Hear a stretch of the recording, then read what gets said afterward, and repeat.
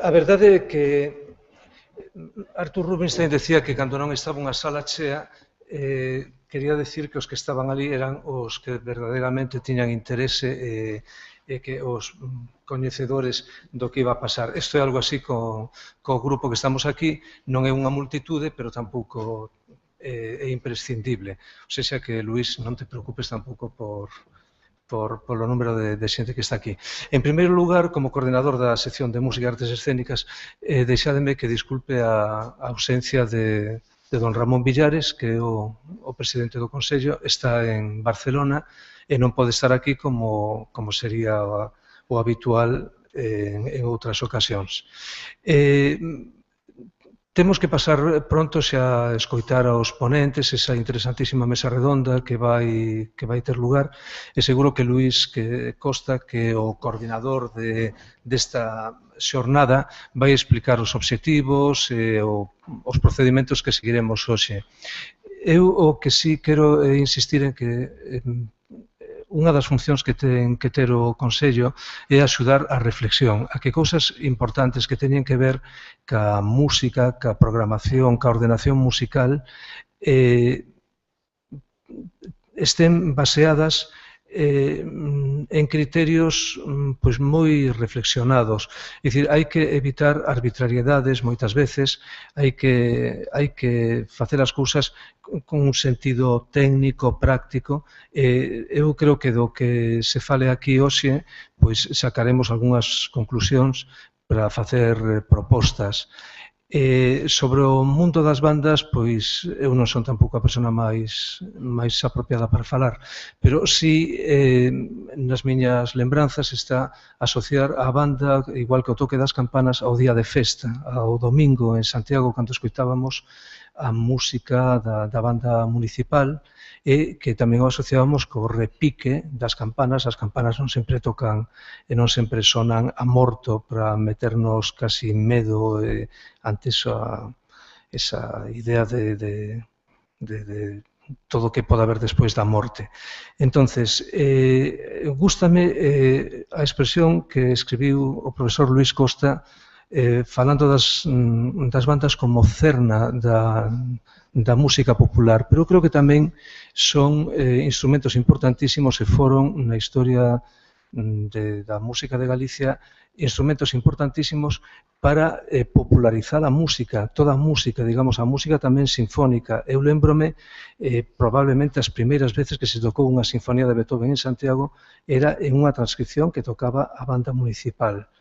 Esa divulgación pareceme moi interesante e tamén creo que é un concepto que hai que poñerlle coto, porque ás veces eu non diferencio moi ben a divulgación da vulgarización e incluso da banalización da música, é dicir, a hora de programar moitas cousas.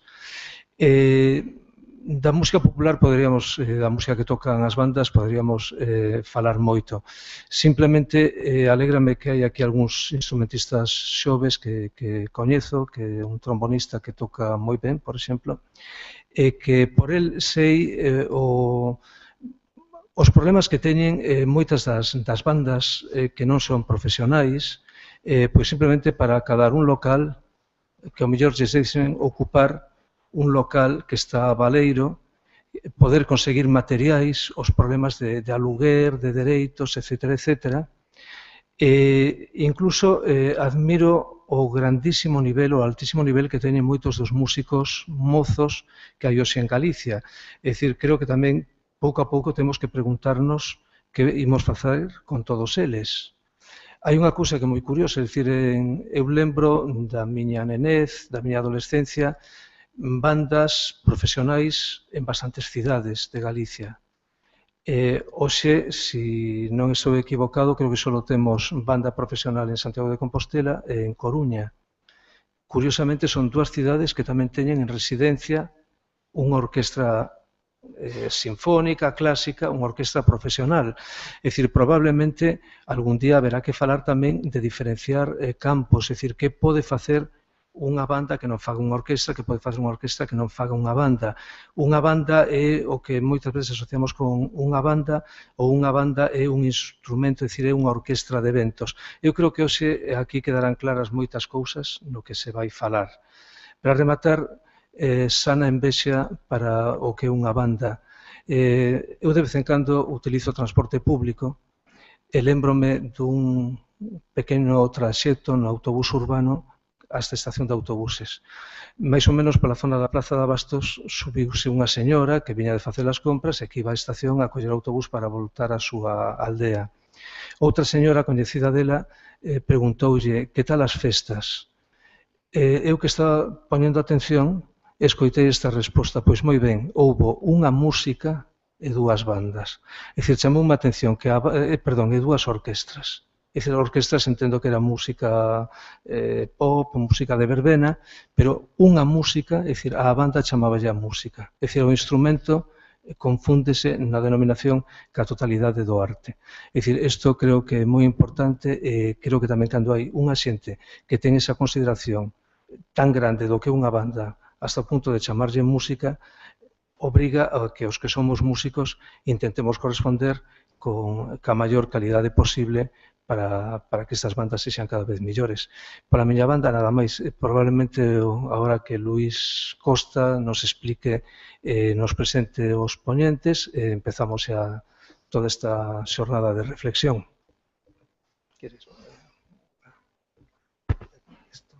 Bueno, moitas grazas, Maximino, en primeiro lugar, e hai que agradecer ao Consello da Cultura Galega e neste caso a coordinador da sección de músicas das escénicas e sensibilidade para acoller nesta casa un encontro ao redor do tema, do asunto, da cuestión das bandas de música populares en Galicia.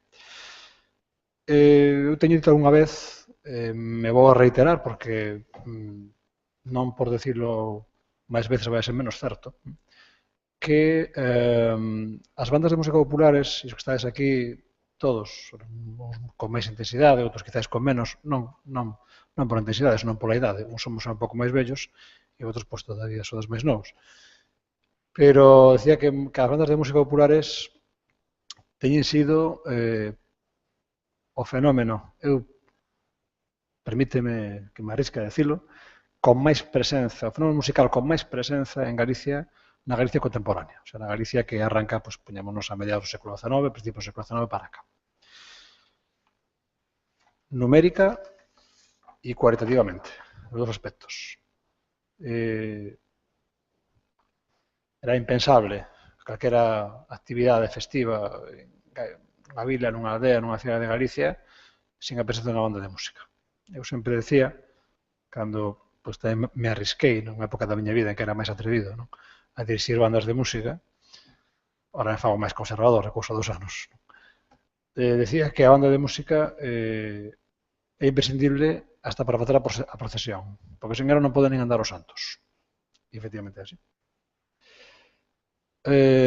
A presenza das bandas de música, como digo, numéricamente, hasta o punto de que naquel intento exitoso, mas non completo, non? Que fora aquela monografía da man de finado xa hai un tempo aquí Calvarellos, Enrique Calvarellos, mencionaba, citaba, recollía, mesmo a veces noticias moi espurias, moi dispares, do que foron as bandas de música en Galicia e o número, digamos, era, pues, realmente non houve outras agrupacións que acadaren ese número, digamos, de agrupacións.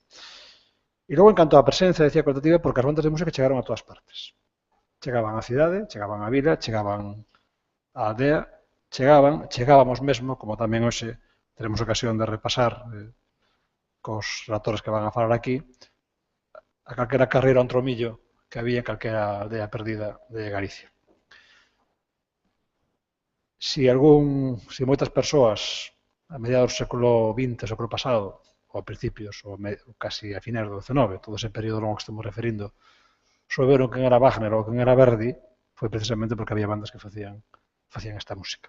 Tardou moito tempo en aparecer orquestras, como as que ahora citaba o mestre Maximino Zumalabe, que acercasen a estes repertorios que chegasen, digamos, á poboación de Galicia. Foron, polo tanto, repito, e sin ánimo de extenderme, penso que o fenómeno musical máis relevante neste sentido, sen entrar nas cuestións, digamos, sobre os gustos e tendencias que pode ter cada un.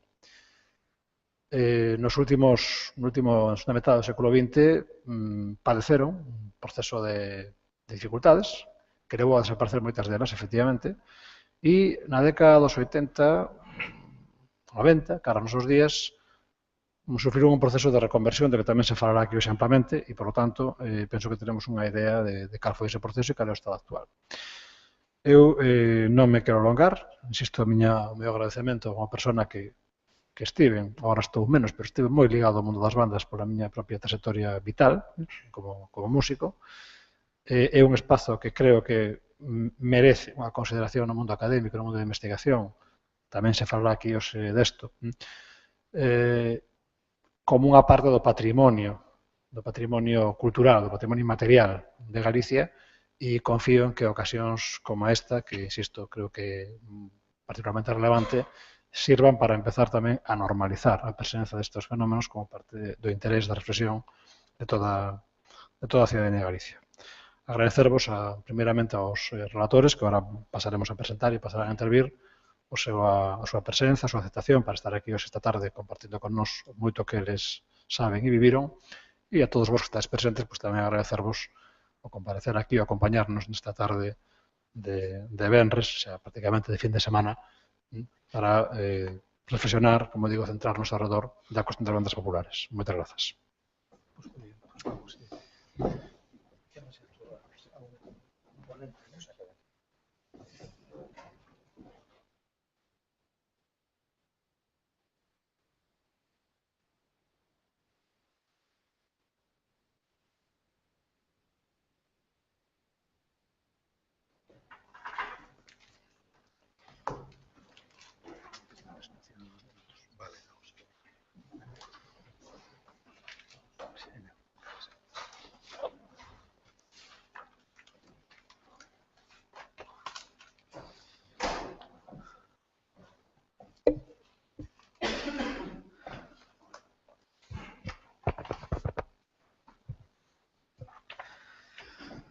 Bueno, vamos logo xa co primeiro dos relatores.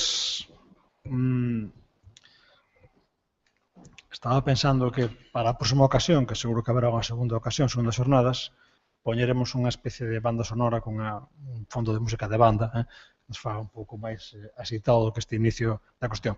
Entón, estou seguro que moi en breve entraremos en materia e teremos ocasión de, digamos, de quencer un pouco o ambiente coa reflexión torno ao asunto das bandas. Primeiro dos relatores que nos vai a presentar esta tarde, estas jornadas, é o Ramón Pazantón, para min, bueno, e para os conocidos Kiko Pazantón, é unha persoa cunha trayectoria heteroxénea, diversa, aberta, plural, e, por tanto, casi diría que é unha metáfora casi das bandas de música de Galicia, que tamén son desta maneira, diversas, plurales, abertas e cambiantes.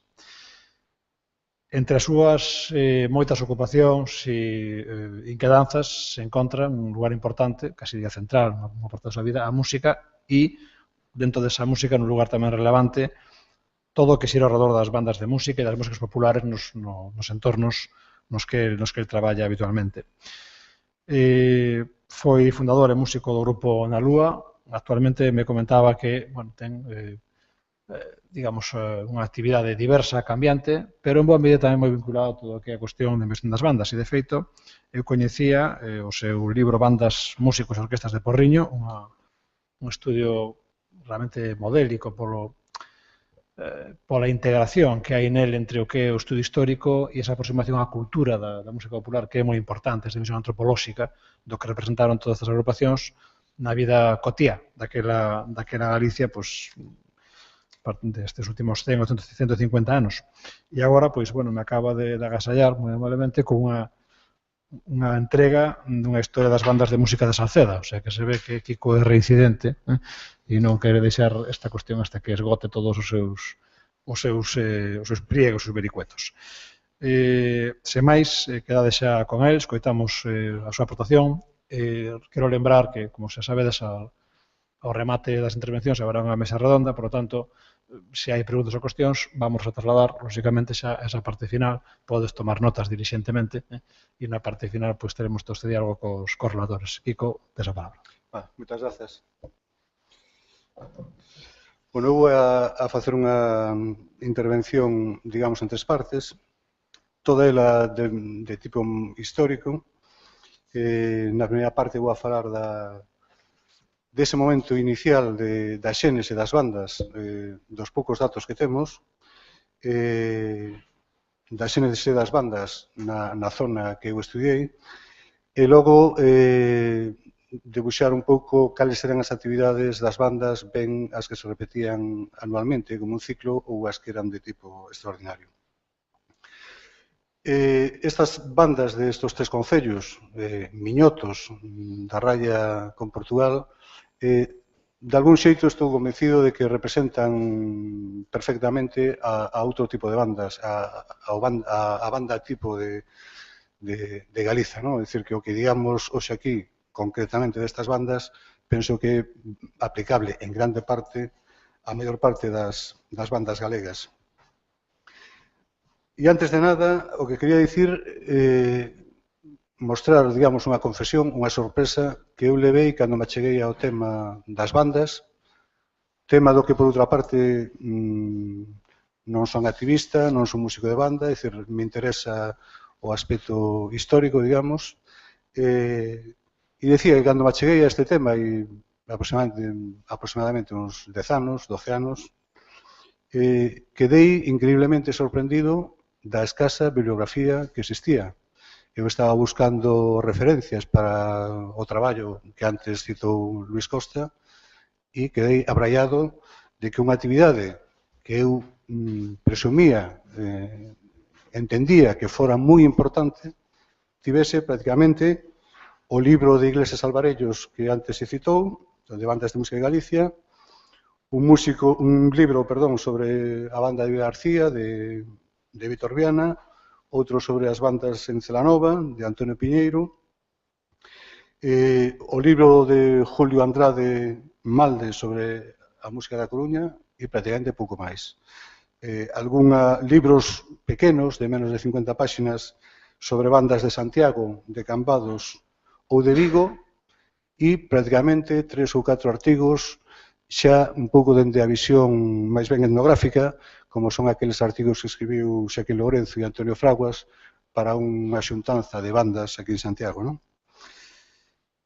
E esta anemia na bibliografía sobre as bandas está tamén en correlación coa práctica ausencia das bandas de música naqueles relatos da historia da música galega.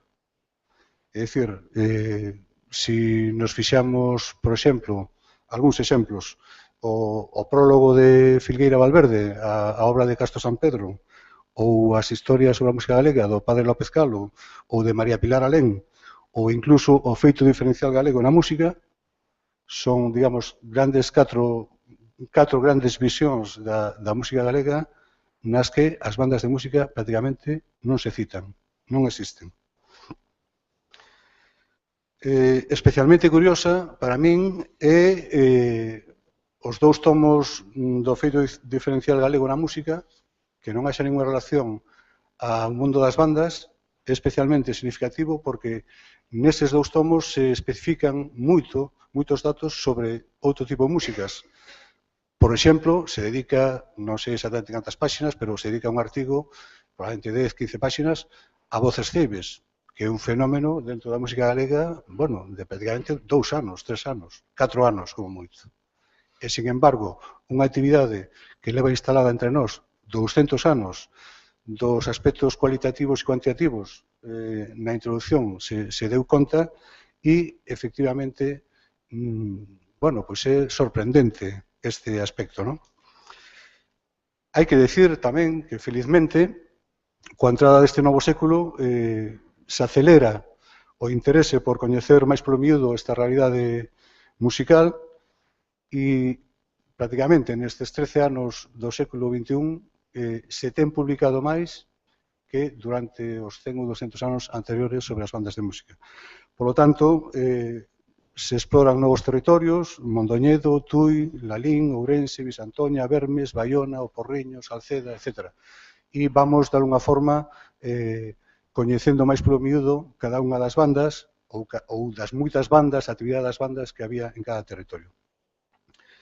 Eu estou convencido de que este camiño no que se está hoxe en día é, lóxicamente, o camiño adecuado e que o que acontecía co mundo das bandas respecto á investigación era unha anomalía. E como dixen antes, esta afirmación non se basea nunha militancia filarmónica ou na exaltación das bandas, que non é o meu caso. É simplemente de que tratamos dunhas agrupacións que expandiron a práctica instrumental na poboación galega dun xeito exponencial. Achegaron os rudimentos da linguaxe musical a través das súas academias ata calquera recuncho rural do noso país. Ademais desto, introducían unha tímbrica nova, un repertorio diferente, novos usos e funcións da música, situándose as bandas de música nun fenómeno de éxito nas décadas entre finais do XIX e, digamos, ata a Guerra Civil ou ata os anos 50, non?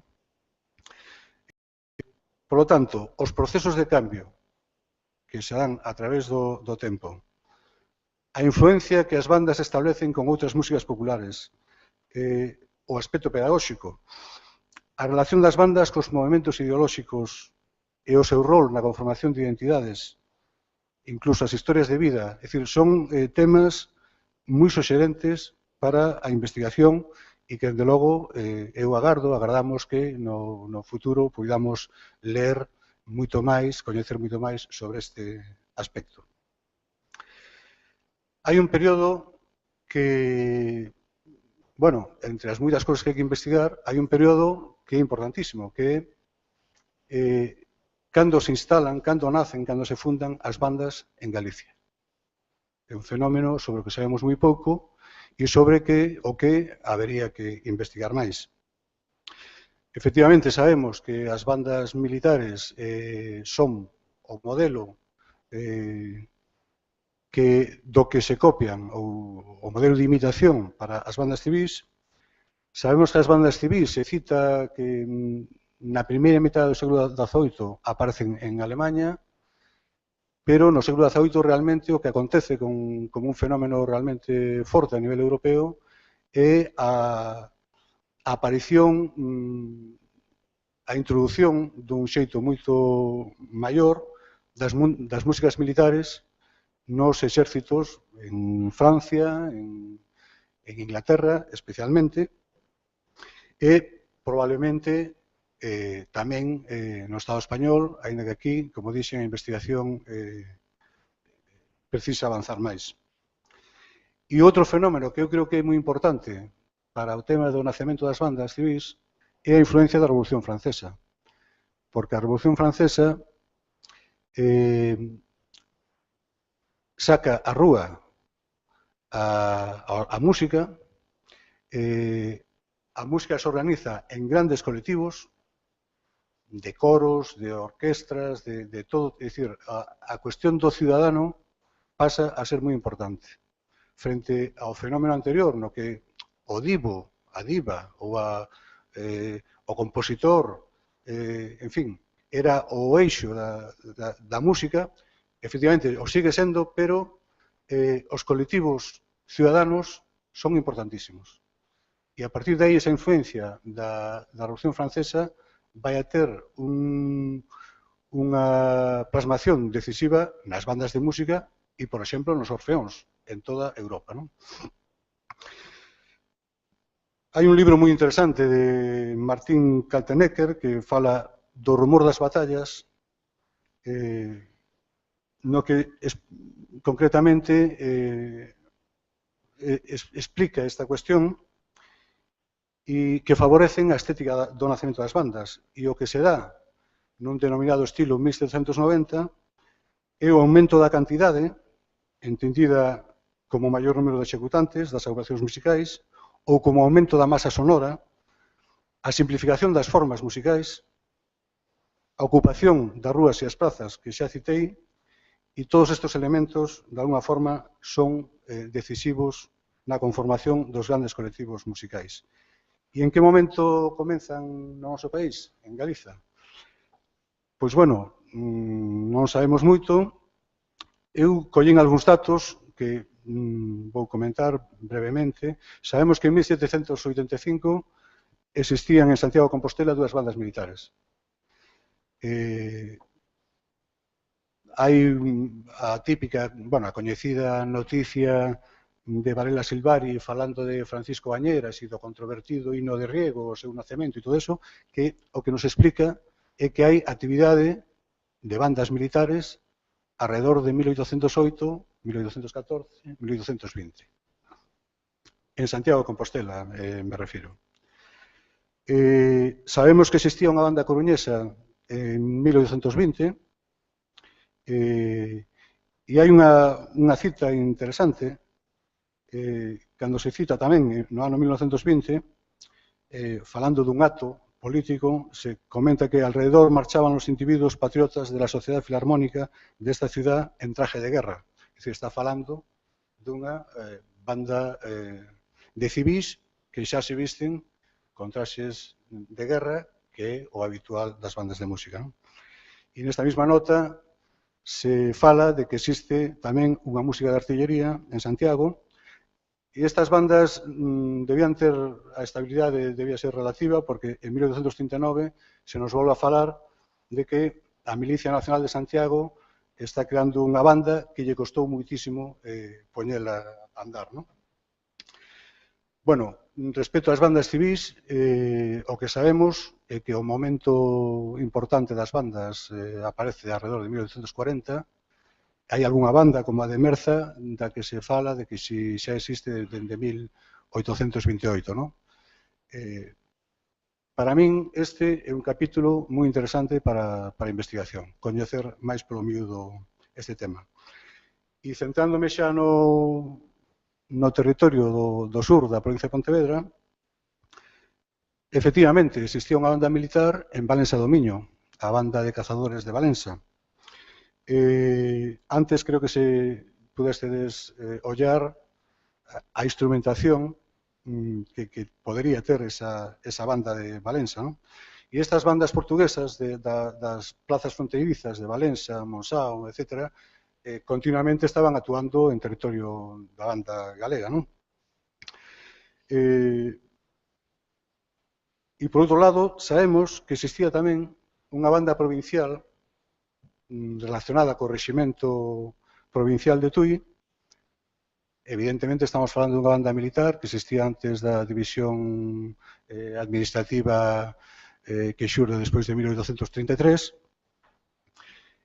E esa banda militar en 1833 precisamente estaba formada por un músico maior e por 11 músicos.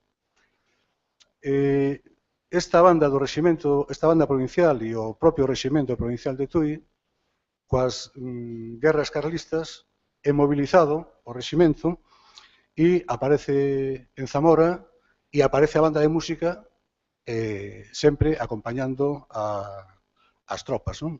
Entón temos moitas notas de prensa da banda do provincial de Tui, pois, que van recorrendo un itinerario, están no Bierzo, están en Miranda, en fin, andan por aí, parece que chegan a Bilbao, e a banda de música, pois, sempre está participando en actos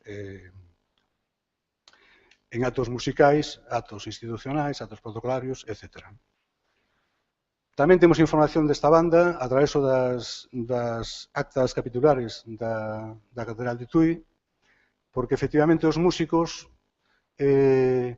non actuaban en espazos pechados. Os músicos tocaban na capela da Catedral de Tui e marchaban, a pesar de que yo prohibían, marchaban cando podían a tocar ópera ao Porto ou a tocar en bailes en Tui ou a tocar na banda de música, non?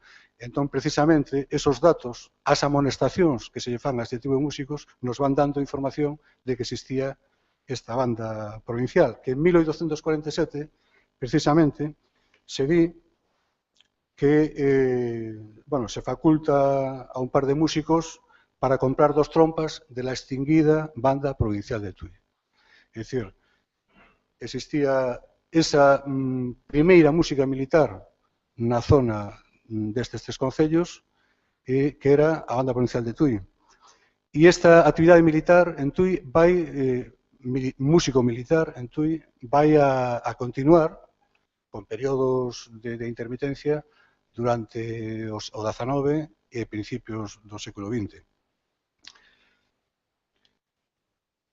O mesmo que acontece coa banda do Reximento de Cazadores de Valença do Miño, que está continuamente actuando na zona pontevedresa. Bueno, eu cando escribín o libro das bandas de música do Porriño, cheguei, o máximo que cheguei para falar da xénese da música no Porriño ao ano 1876. Pero hai cuestión de 6 meses descubrín unha nota que nos fala da actividade de Valença, de Tui e do Porriño. É unha nota moi interesante e é do ano 1846.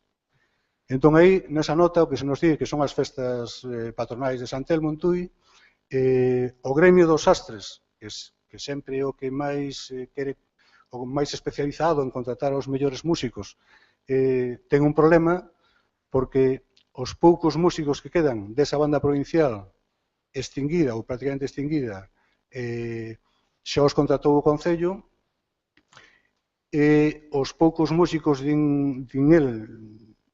a nota, os poucos músicos que hai en Valença nese momento son de mal género, de aquí concretamente, son de moi mal género, levan moi pouco tempo formándose, e entón di a nota, hubo de enviar sus comisionados al Porriño, pueblo insignificante a 2 horas de aquí. El ayuntamiento de dicho pueblo tuvo la feliz ocurrencia de adelantar el dinero para comprar una docena de instrumentos y bajo la dirección del organista de la parroquial forman una charanga. Contratan a esta charanga y luego, bueno, o xornalista di que quedou moi ben esa banda e que un pouco estimula a través do xornalismo a que o exemplo do Porriño se copie noutros lugares, é dicir, que os concellos compren instrumental para a música, non? Polo tanto, estamos falando dun inicio dunha actividade no Concello do Porriño en 1846 e estamos falando de que nese momento remata a actividade da Banda Provincial de Tui militar, que logo máis adiante volverá a continuar, e nese momento está pasando un mal momento a Banda Portuguesa de Valença, tamén militar. Entre mediados do século XIX e os anos 70, que é un momento de explosión das bandas, de fundación de moitísimas bandas en Galicia, é un período bastante opaco no que non temos prácticamente información. Sabemos que existiu nese período unha banda da beneficencia en Tui, pero non temos prácticamente máis datos. E xa a partir dos anos 70, efectivamente, bueno, no 76 temos actividade da banda do Porriño, en 1880 a banda de Tui de Severiano Castillo, en Salceda de Caselas en 1892, e continuando o tempo aparecerán bandas en parroquias, en Paramos, Tui, en 89, en Soutelo, Salceda en 1900, en Bodiño, Porriño en 1910, en Villarei en 1917, Baltráns, etc. Van surdindo todo tipo de agrupacións, incluso nas vilas, segundas bandas, é dicir, o nacemento dunha segunda banda que coexiste con outra banda que estaba instalada, non?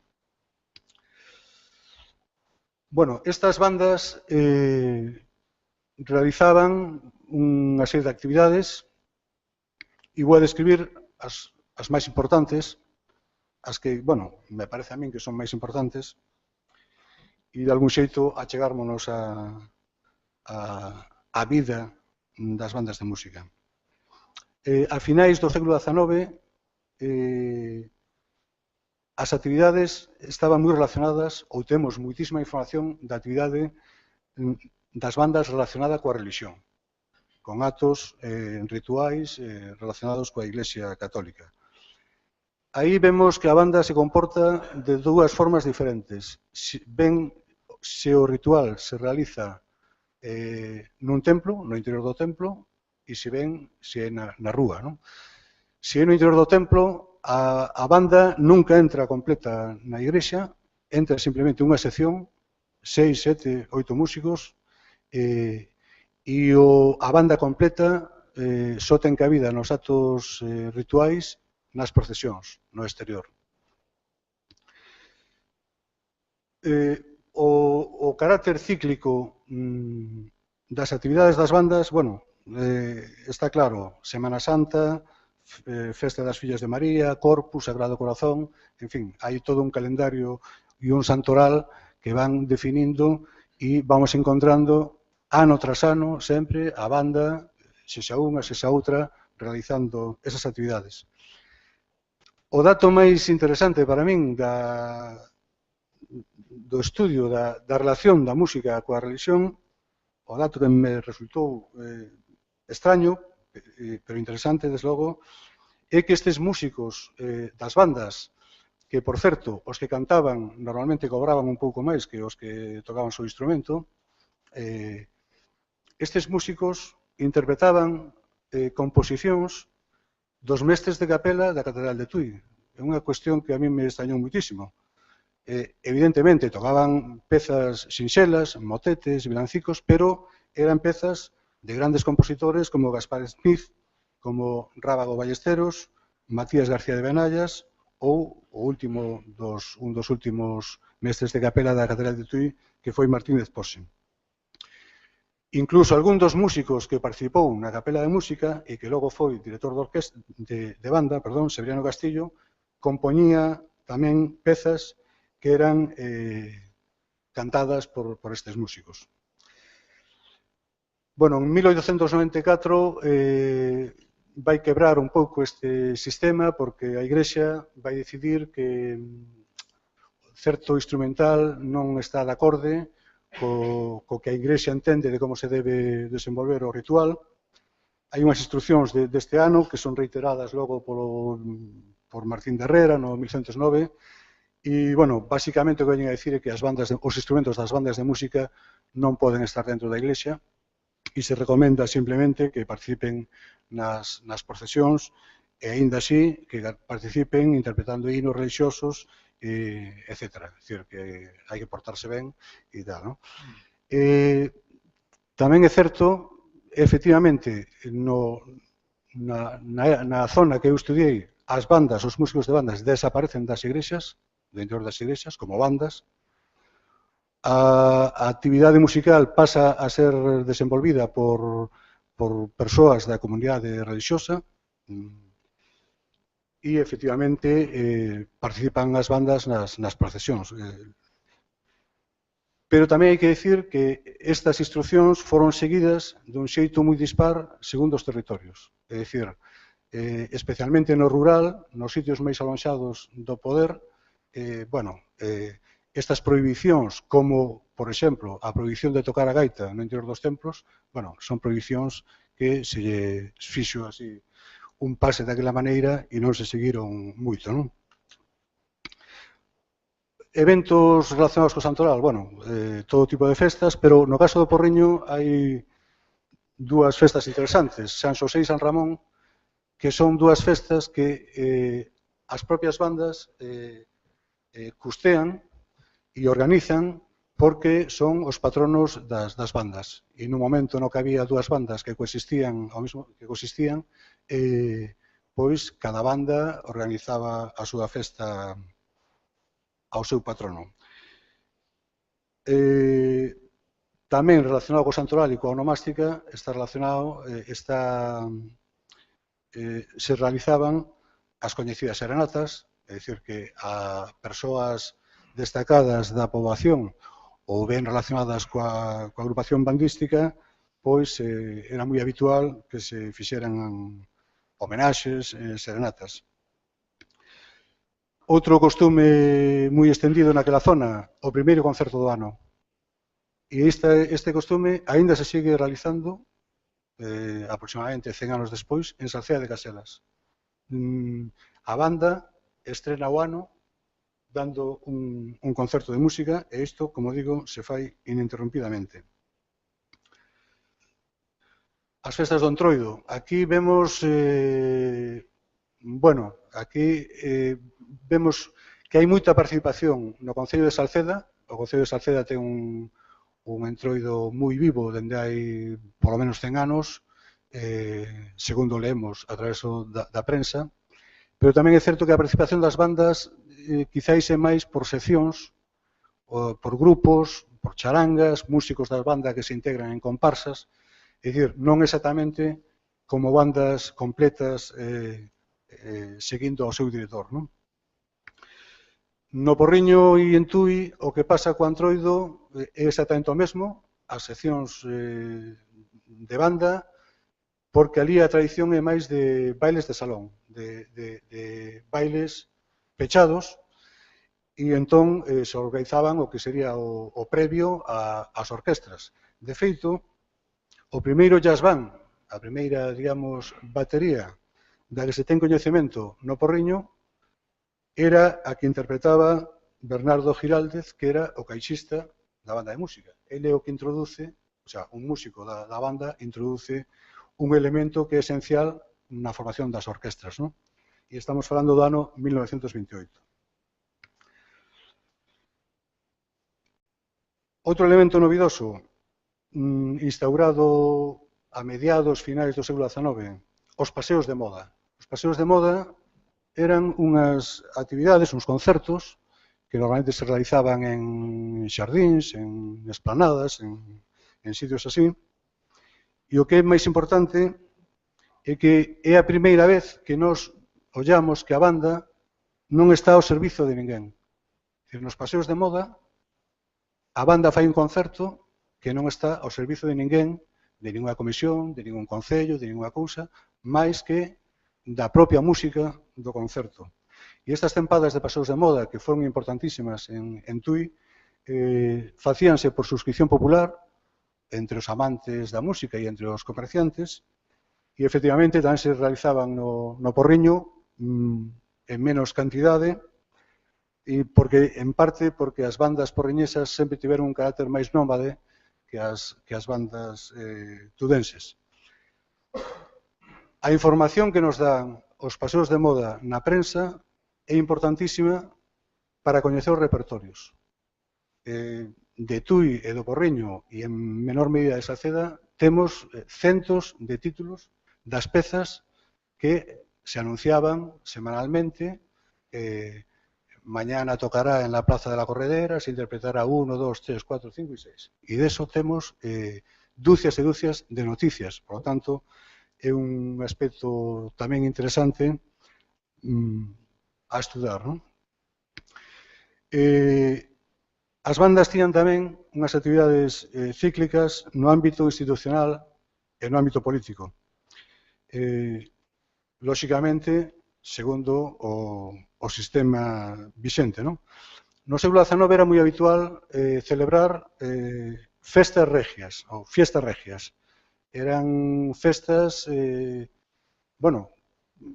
tiñan lugar polos grandes acontecementos que lle pasaban a monarquía, ou a monarquía, sí, pero a veces, ou na maior parte dos casos, o motivo era do máis banal. Habitualmente era o cumpleanos da raíña, o cumpleanos da princesa, e isto motivaba que xa houbera festa e xa salían as bandas a tocar, non? Temos moitas noticias deste tipo. E, bueno, a representación institucional e política, lóxicamente, seguiu cos distintos sistemas. O 14 de abril se celebraba institucionalmente a República, o Día da República. O 18 de xullo se celebraba institucionalmente o franquismo, o golpe de Estado. Bueno, así continuaban estas actividades de tipo institucional e político. Pero onde nos atopamos unha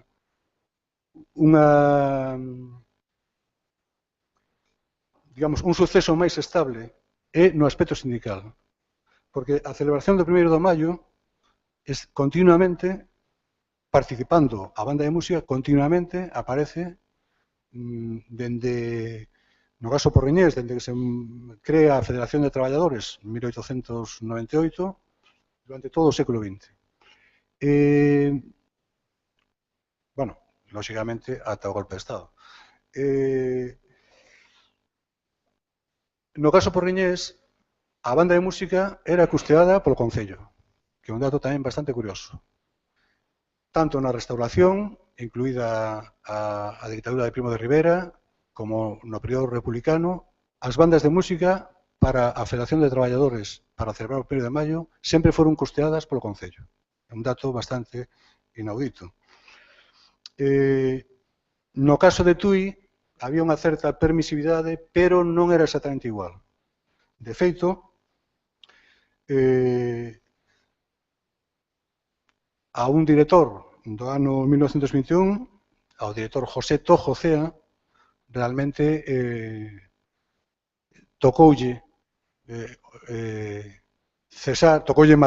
dimitir, por participar na celebración do 1º de maio daquel ano. A nota de prensa, criticando a súa participación, decía o seguinte: al frente de los manifestantes iba la banda de música que dirige el señor Tojo tocando la Internacional. Sin duda, porque casi todos los músicos son educandos, las notas salían de los instrumentos un tanto desafinados, haciéndonos añorar la música tudense de outros tiempos. Bueno, se crea unha polémica na prensa, o propio director o que contesta é que a mesma banda, os mesmos músicos que tocaban 2 meses antes, na Semana Santa e tal, son os mesmos que tocaron na Internacional e que entón non entendían esta crítica, que evidentemente era unha crítica de sesgo ideolóxico, de outro tipo. E por esta razón, por esta polémica que se creou, o músico, o director José Tojo Cea, pois, bueno, deixou a banda de Tui, abandonando Tui durante 4 ou 5 anos, pois, a actividade musical, o sea, quedou sin banda, non? Sobre as actividades das academias de música, bueno, creo que falta outro traballo importante que avalíe exactamente cal foi o impacto do aprendizaxe da música a través da irrupción das bandas de música. Nós sabemos que casi todas as bandas tiñan unha academia, era o director quen normalmente aprendía aos educandos. No caso de Tui, sobre todo, tamén no do Porriño, pero sobre Tui, a academia tivo durante períodos un carácter municipal, é dicir, se chamaba aos nenos, se facían chamamentos aos nenos para que asistisen a estudar a academia, uns estudos que ademais eran de tipo gratuito.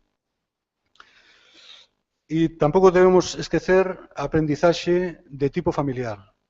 Naquela época coñecemos grandes sagas de familias de músicos que de alguna forma indican que había un elemento interno dentro da familia que favorecía a aprendizaxe musical. Son os Castillo en Tui, son os Giraldez no Porriño, son os Ojea en Salceda e, bueno, en Guláns podríamos falar de outros e seguir así. E seguindo ou para rematar as actividades cíclicas, quería brevemente falar do sistema de retribución das bandas, porque, aínda que só vou a falar do caso específico do Porriño, se dá unha circunstancia que é bastante curiosa. E é que os músicos, despois de estar traballando todo o ano e durante todo o verán, non cobraban actuación unha a unha, senón que metían todo o dinheiro nun fondo común e cobraban a final de ano.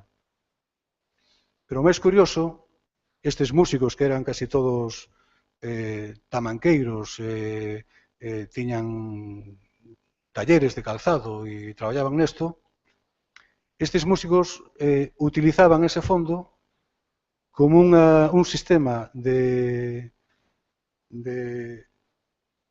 como un banco, digamos, que lles prestaba o diñeiro para, ao rematar a época de verán, antes de chegar ás feiras de Santos e todas estas feiras importantes, a banda dese fondo lles prestaba o diñeiro, eles compraban os curtidos, a madeira, todo isto, vendían nas feiras, sobre todo de outono, que eran as feiras importantes, e iban devolvendo o diñeiro á banda, e a banda repartía o diñeiro sempre no Nadal. É un caso bastante curioso de un sistema capitalista así un pouco raro, dun sistema bancario do que a mellor, co que está chovendo hoxe en día, hai que empezar a copiar, non? Bueno, efectivamente había división entre músicos de primeira, de segunda, en fin, había unha xerarquía dentro da banda e, como dixen antes, os músicos que cantaban no interior das igrexas cobraban máis. Na época da Segunda República, unha peseta máis por cantar. E pasamos agora ás actividades que non teñen este carácter cíclico, non? Actividades eu denominei de tipo extraordinario. Son actividades que teñen moitísimas motivacións de tipo político, patriótico, protocolario, etc. Xa citei antes no 19 as festas regias, que eran moi curiosas, eses actos nos que había besamanos e este tipo de actos nos que as bandas participaban, e temos bastante información concretamente da banda provincial de Tui.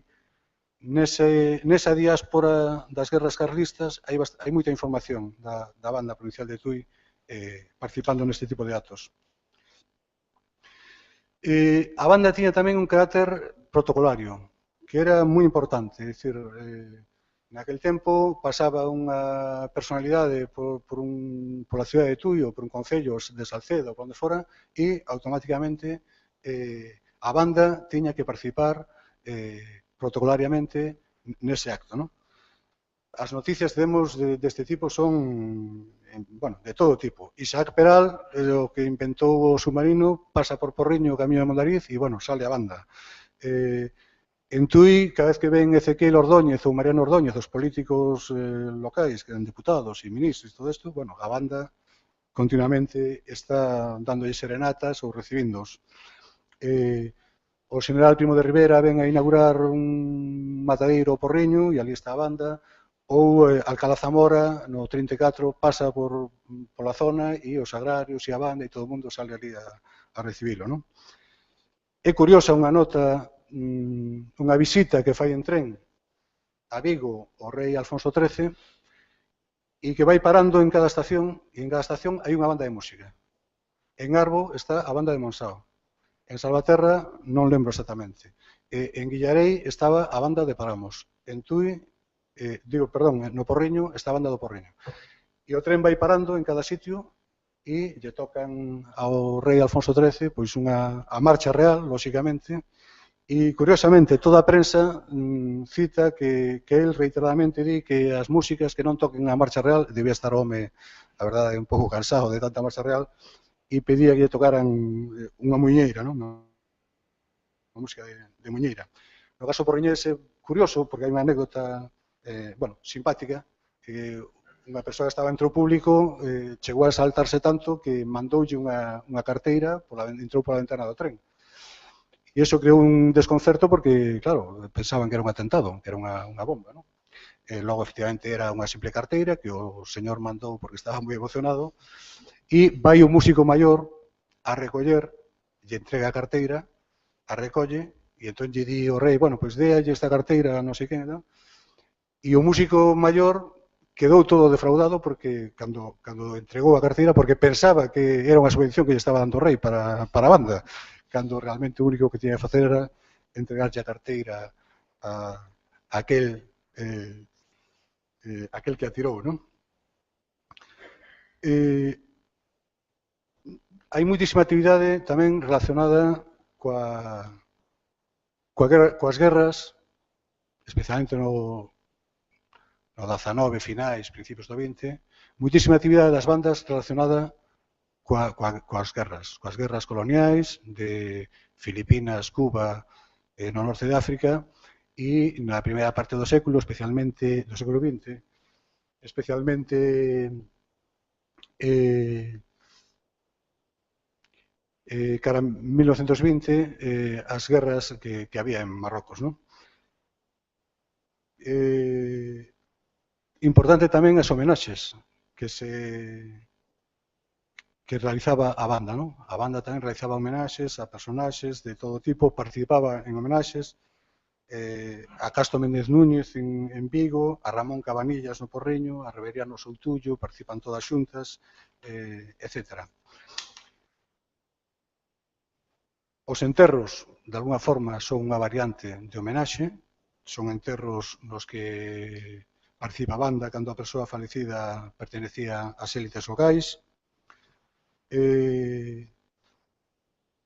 Habería que falar tamén, cando falamos de actividades extraordinarias, da competición musical, a participación en certames de bandas, e temos moitísima información de bandas de Tuia, de Severiano Castillo, ou outras bandas que participan en eventos en Coruña, en Vigo, en Pontevedra, e, efectivamente, como case sempre pasa, ou pasaba naquela época especialmente, había sempre moita protesta polos premios. E había debates e polémicas encendidas na prensa que duraban 2, 3 ou 4 semanas, discutindo de se o premio estaba ben dado, mal dado, etc. Cousa moi parecida, por certo, ao que pasaba no mundo dos orfeóns, no mundo do canto coral, que tamén era unha situación deste tipo, non? Bueno, efectivamente, vou rematar dicindo que dos procesos, digamos, extraordinarios, quizáis os máis importantes eran aqueles que se producían pola ruptura das bandas.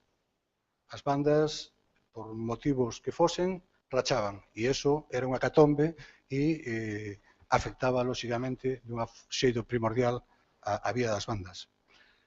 Neste territorio que eu estudei, as diferencias, as divisións, son casi sempre por motivos ideolóxicos. É curioso, pero é así.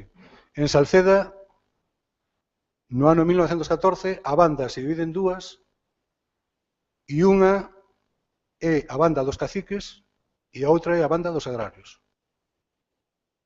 En Salceda, concretamente, hai neses anos unha actividade alrededor do agrarismo moi importante. En 1932 volve en Salceda a haber unha ruptura das bandas e a banda nova que dirixía Petorrete era a banda dos comunistas e a banda que dirixía Capador era a banda dos curas. O sea, a banda dos curas e a dos comunistas. A dos agrarios e a dos caciques. Parece que no caso porriñés as divisións, que houve moitas épocas na que coexistiron dúas bandas de música, non era exactamente por razóns ideolóxicas, e eu entendo porque tantos dun bando como os do outro eran casi todos revirados para a esquerda, non? O que si temos no caso porriñés é un dato interesante, e é que no ano 35 queixábanse o director, unha banda excepcional, lembrando as palabras de Zumalave anteriores, unha banda que tocaba a Quinta Sinfonía de Beethoven no ano 34 no Porriño, no Día da República, unha banda importante. Esta banda, eles queixábanse de que se estaban facendo listas que se entregaban aos curas, aos párrocos, para que non se contratara a banda dos comunistas, que entendían naquel momento que era a banda porriñesa.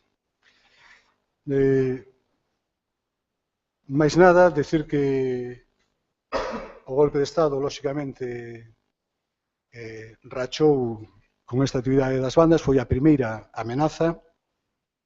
As orquestras foron a segunda, a emigración dos músicos viu a dar o golpe de gracia, E, efectivamente, nos anos 50, neste territorio, nos anos 50, desaparecen as bandas.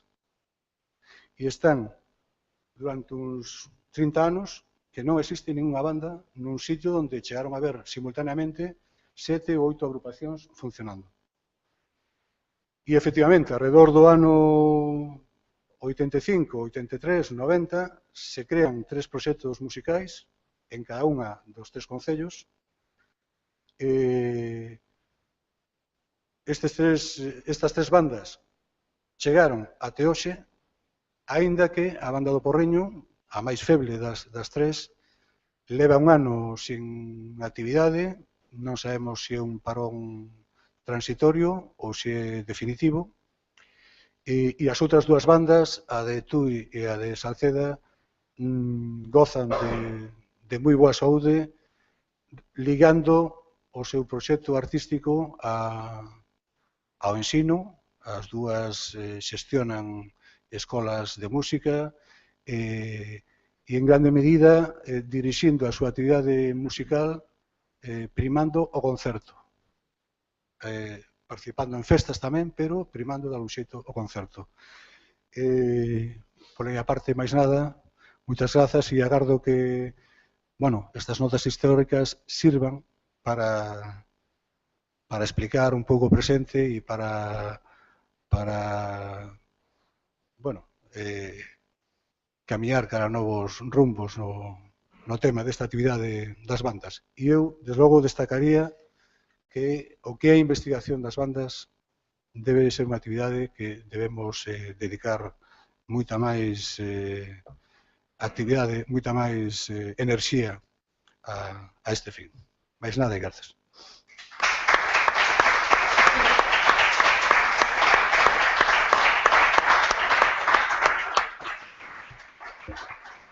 Moitas grazas, Kiko, pola necesaria síntese. Eu, como é unha persona moi modesta, vou facer publicidade do seu libro. Invito a que as persoas máis interesadas en achegarse a moitos aspectos que eu tocou aquí dunha maneira necesariamente sucinta, os poden detallar e consultar na monografía que ten precisamente sobre as bandas de música e as músicas en xeral do Porriño de Tui. Logo no debate teremos ocasión de tocar aspectos que foi mencionando. Quedo particularmente impresionado por esa dimensión financeira das bandas de música que ti mencionas. Para os astres, supoño que o tipo de interés sería cero, non? Non sería un interés usurario, ou dos préstamos, digo, das agrupacións, non? Pero, bueno, pois logo teremos ocasión, se acaso, de tocar eses aspectos. Pasamos de seguido a presentar ao segundo dos relatores, que vai a participar esta tarde.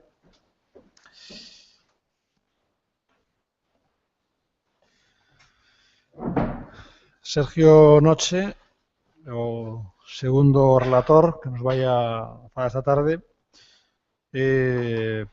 profesor de trompa no Conservatorio Profesional de Música de Vigo, doutor en Música por a Universidade tamén de Vigo, e a súa presenza está, neste caso, particularmente justificada, porque ele é o autor creo que hasta este momento, a única tese de doutoramento lida nunha universidade galega que estuda precisamente eso que nos demandaba, e temos que recoller o guante Paz Antón, que estuda unha banda de música con un detalle, con todo o aparato que se presume dun traballo académico no nivel dunha tese de doutoramento.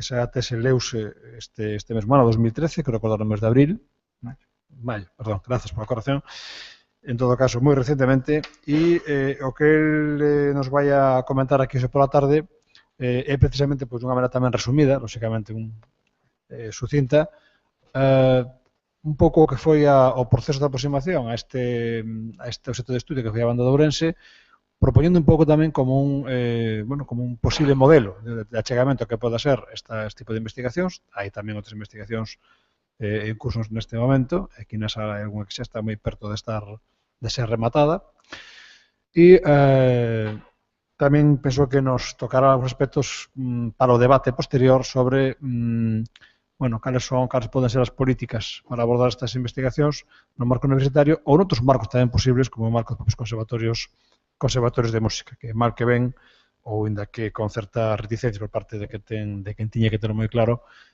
teñen unha función investigadora que teñen que desenvolver. Non como máis tempo, se máis, profesor Noche, ten vostede a palabra. Señores membros do Consello da Cultura Galega, estimados compañeiros, señoras e señores, quixera agradecer, antes de iniciar a exposición, a presentación do profesor Luís Costa e a invitación por parte deste órgano do Consello da Cultura Galega a esta xornada centrada nas agrupacións bandísticas. Unhas agrupacións bandísticas que constituíron unha dimensión principal da música en Galicia nos últimos 150 anos. Neste sentido, o relatorio que presentaremos a continuación pretende ser unha aproximación e, por que non, tamén unha reflexión alrededor da investigación académica duns colectivos que fixeron historia contando con moi escasos medios. Ao longo da comunicación, seguiremos un fío conductor que nos permita constatar a realidade sobre a investigación deste fenómeno musical no pasado, no presente e mesmo o que poderíamos afrontar no futuro, conscientes, iso sí, de que a necesaria brevidade que toda exposición exixe simplifica e reduce unha temática que se nos ten amosado particularmente rica e variada. E comenzando, neste caso, polas investigacións levadas a cabo no pasado, debemos recoñecer, como xa afirmaba anteriormente o compañero Xosé Ramón Paz, que a historiografía musical que ten como obxecto o estudo das bandas de música no pasado redúcese a unha vintena de traballos aparecidos nas últimas 4 décadas e que, a toda agora, non permitiron o recoñecemento histórico nin sociolóxico que estas agrupacións merecen en relación á súa longa tradición musical. Unha das personalidades máis preocupadas, non só pola memoria, senón tamén pola estruturación e modernización dos nosos colectivos bandísticos, ten sido o mestre Rogelio Groba, director da Banda Municipal da Coruña entre 1967 e 1989, ademais de recoñecido compositor e pedagogo.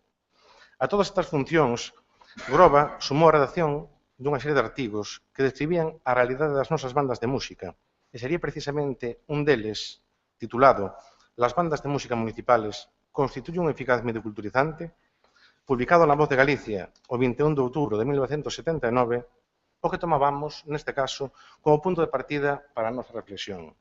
Nel, o maestro ponteareano escribe o argumento de que a creación destes colectivos parte dun intento de culturización popular e critica que as súas funcións non sempre se proxectan sobre a base dunha racionalidade que permita, digamos, ese efeito culturizante. E cito, democratizar non é denigrar, non é rebajar a personalidad dunha colectividade artística, non é someter a música a la política del voto. Estimo que, dada a naturaleza artística de las bandas de música, pueden celebrar sus conciertos en calles, plazas, en barrios, pero, eso sí, con el palco idóneo, con sillas para los auditores, con la debida publicidad y sin ruidos circundantes. Las bandas de música deben estar al servicio de la cultura y la cultura debe ser patrimonio de todos. Para que estas agrupaciones artísticas puedan ser un instrumento cultural, es preciso que se subsanen las deficiencias apuntadas. Y una vez eliminadas, aún podremos plantearnos de nuevo la cuestión. ¿Las bandas de música municipales constituyen un eficaz medio culturizante? Fin de cita. A preocupación de Groba pola situación que estaban a vivir nese momento, a finais dos anos 70, comezos dos anos 80, as bandas civís, veríase igualmente reflectida noutra serie de artigos divulgados no mesmo diario a partir de 1982, nos que tamén louvaba, en ocasións, o nivel artístico de certos colectivos. Como botón de mostra, sirvan as verbas que o mestre dedicaba á banda municipal desta cidade, de Santiago, na crónica publicada o 22 de maio. Santiago tiene la banda municipal un dignísimo complemento de su monumentalidad artística y el móvil capaz de reunir a la masiva sensibilidad popular en marcos en los que el hombre se sumerge en lo que más le dignifica, el arte. Precisamente, o 30 de xullo dese mesmo ano, 1972, e xustamente aquí en Compostela, tería lugar o cuarto homenaxe ás bandas de música populares galegas. Nun acto onde se darían cita ata 21 agrupacións de carácter popular e nun evento no que o Concello de Santiago decidiu editar unha publicación, un folleto, na que se recollían impresións, valoracións e tamén propostas dunha serie de intelectuais respecto ao significado das bandas populares no pasado, no presente e mesmo o que deberían ser no futuro.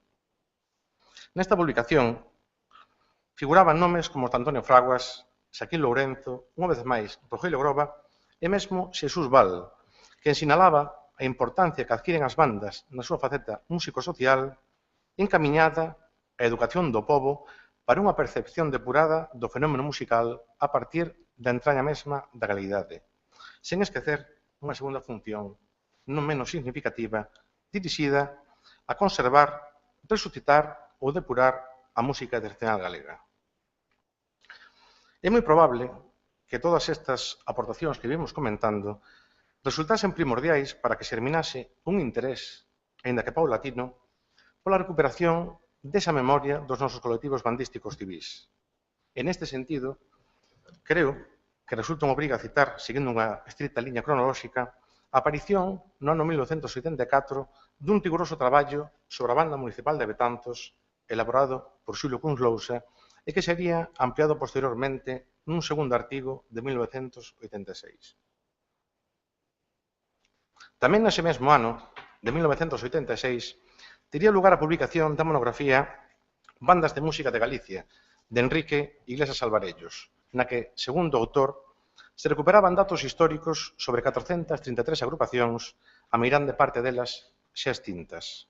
A obra, a día de hoxe, considerada como un clásico, quizáis carece de certo rigor metodolóxico e conte con algunhas valoracións subxectivas do propio autor, pero non debemos obviar o esforzo que supuxo a elaboración dun volume cuxa investigación se prolongou a 10 anos de entrevistas e busca de documentación coa ilusión de achegarnos á memoria deste tipo de formacións.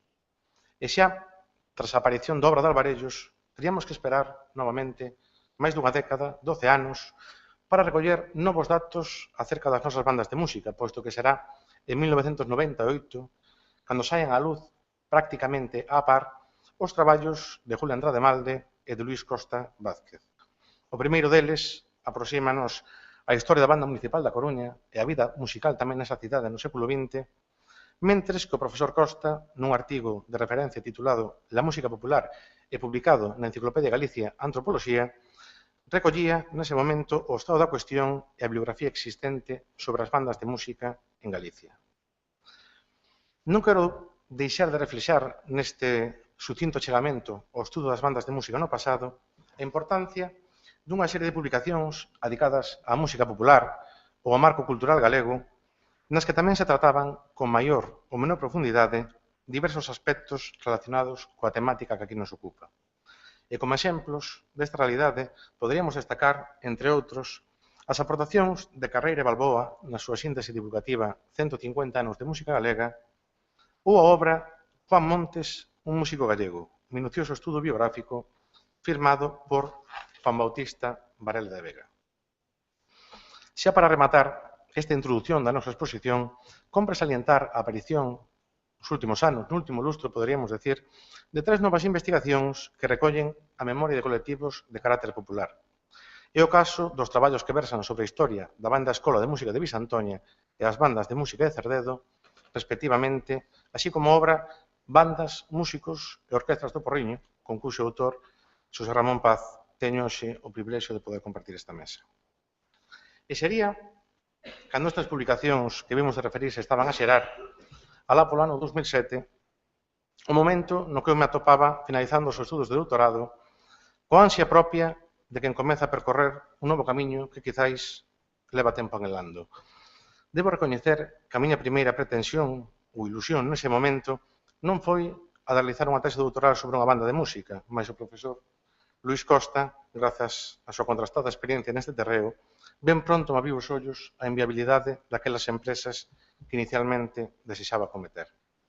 Foi entón cando comencei a barallar a posibilidade de emprender unha investigación sobre unha banda de música. A fin e ao cabo, investigar nas miñas raíces, no meu pasado, porque eu, como a meirande parte dos músicos galegos, fun criado musicalmente no seo dunha banda de música.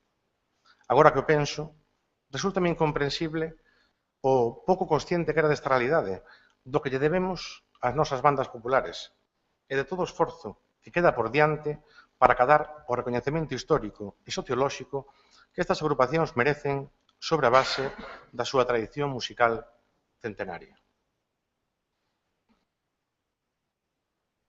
Tomada, pois, a decisión de enfrontarme a unha elaboración dunha tese sobre os colectivos que nos ocupan, a seguinte cuestión que xurdiu non foi outra que a elección da agrupación obxecto de estudo.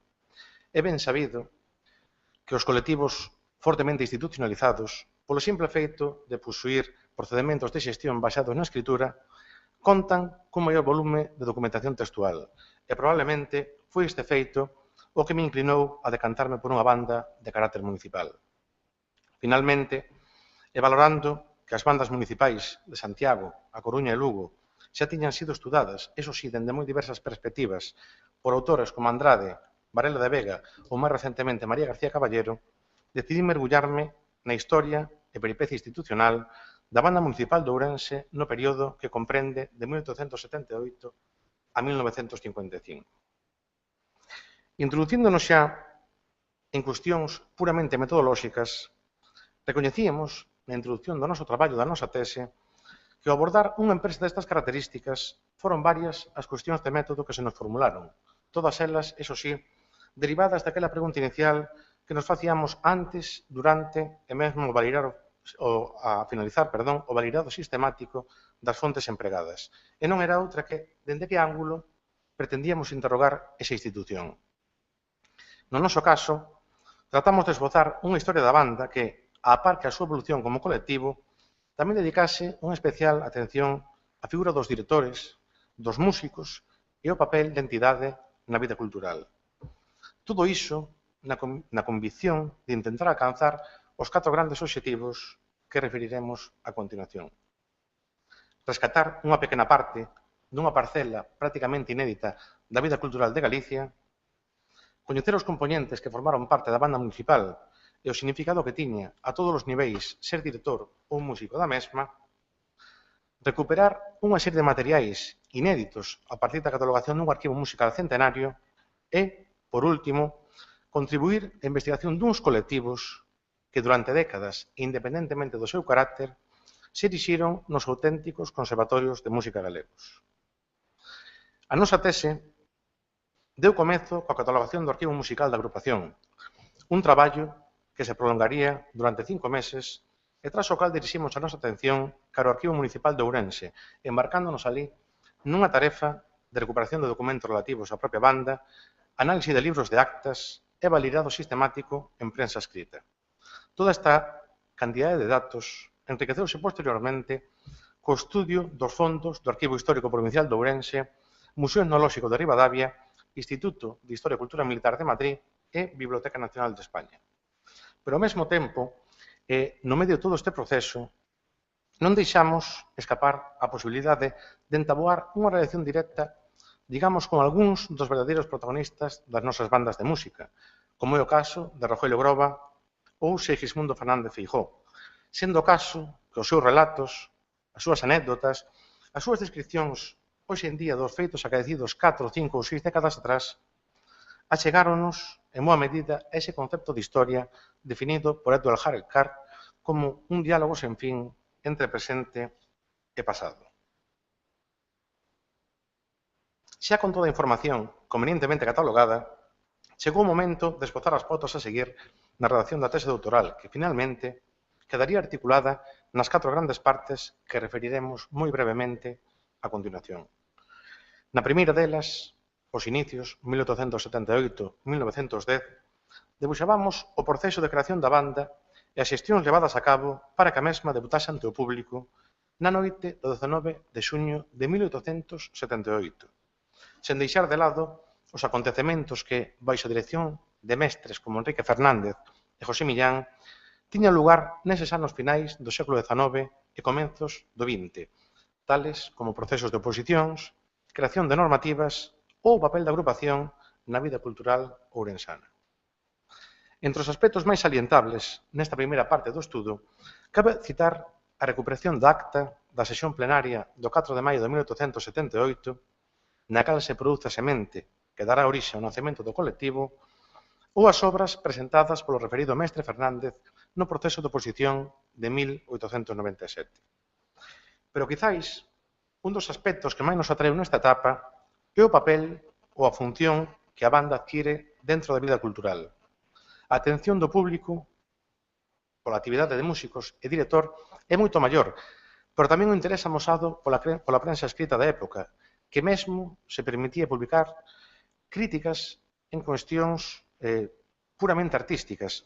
E como exemplo desta casuística, sirve o seguinte artículo difundido no rotativo La Crónica Literaria do 15 de novembro de 1903. E cito: El laborioso e inteligente director de la banda municipal, señor Millán, se propone variar el repertorio de la misma, habiendo pedido ya nuevas tandas de vals, gavotas, marchas y otras piezas musicales, retirando del archivo, por antiguas o por muy conocidas, las que hoy constituyen dicho repertorio. Piezas como el dúo de Hugonotes del cuarto acto, el terceto de Guillermo Tell, el concertante famoso de Lucía, la marcha del profeta y otras no pueden envejecer, no envejecerán jamás. Y si de las inmortales concepciones de los grandes compositores pasamos a los cantos y aires populares, ¿quién oye con hastío nuestra clásica jota aragonesa? Pasodobles como el gaitero, la típica alborada, las amorosas granadinas y melancólicas carceleras. Vengan nuevas partituras, pero no arrinconemos en absoluto por gastado e inútil el conocido repertorio, porque entre lo viejo hay mucho bueno y de primera calidad. Seguindo o orde cronolóxico, e xa na segunda parte do traballo, baixo o epígrafe A Consolidación, referíamos o labor realizado por Ricardo Curtier e Juan Iglesias Bragado ao fronte da institución, os procesos de oposición que superaron para acceder á praza de director, ou a paulatina proxección da banda a cidades como Vigo e Pontevedra, onde se terían sendos premios nos certames de 1915 e 1927. En relación ao repertorio, destacábamos nesta etapa a inclusión dun importante número de obras de autoría galega nos programas de concerto. Usualmente, estas pezas adoitaban pertencer ao xénero das marchas, pasacalles ou pasadobres de concerto. E entre os compositores máis interpretados soen aparecer nomes como Fernández Amor ou Luis Braje. Sen embargo, en contadas ocasións atopamos tamén obras de maior envergadura, e neste sentido subliñábamos a primeira interpretación o 22 de febreiro de 1920 da Sinfonía en si bemol sobre cantos populares galegos de Ricardo Fernández Carreira. Xa na terceira parte da nosa proposta, titulada Organización Interna, tiñamos como objetivo coñecer non só as normas que debían cumprir os componentes da institución, senón a identidade deses músicos que, como expresaría dun xeito romántico Iglesias Alvarellos, fixeron arte e historia contando con moi escasos medios. Con esta finalidade, estudábamos aquí os diferentes regulamentos que rexeron o funcionamento interno da banda, así como todas aquelas cuestións referidas ao sostenimento económico, tales como os saberes percibidos por músicos e director ou o caché da propia agrupación. A representación pública é a finalidade de todos estes colectivos musicales e, por iso, esta función social foi a que tratamos na cuarta e derradeira parte da nosa investigación, titulada A práctica musical. Narrábamos aquí o proceso de catalogación do arquivo da banda e os resultados obtidos do estudo dun patrimonio musical no que chegamos a clasificar 283 materiais manuscritos onde aparecían as firmas de autores como Curtier, Bragado, Braje e mesmo o propio Reveriano Soutullo, de quen recuperábamos o pasodoble Río Miño que figuraba como desaparecido nada máis e nada menos que dende 1929. Finalmente, pechábamos a tese co análise dos espazos onde se levaba a cabo a actividade da banda, ademais doutra serie de funcións estreitamente ligadas á vida religiosa e civil da época. Afortunadamente, e ao igual que no caso de Ourense, estamos en condicións de poder afirmar que neste momento se están a desenvolver ao redor das bandas de música interesantes investigacións que abarcan dende o material e o físico ata o relacional e interpretativo.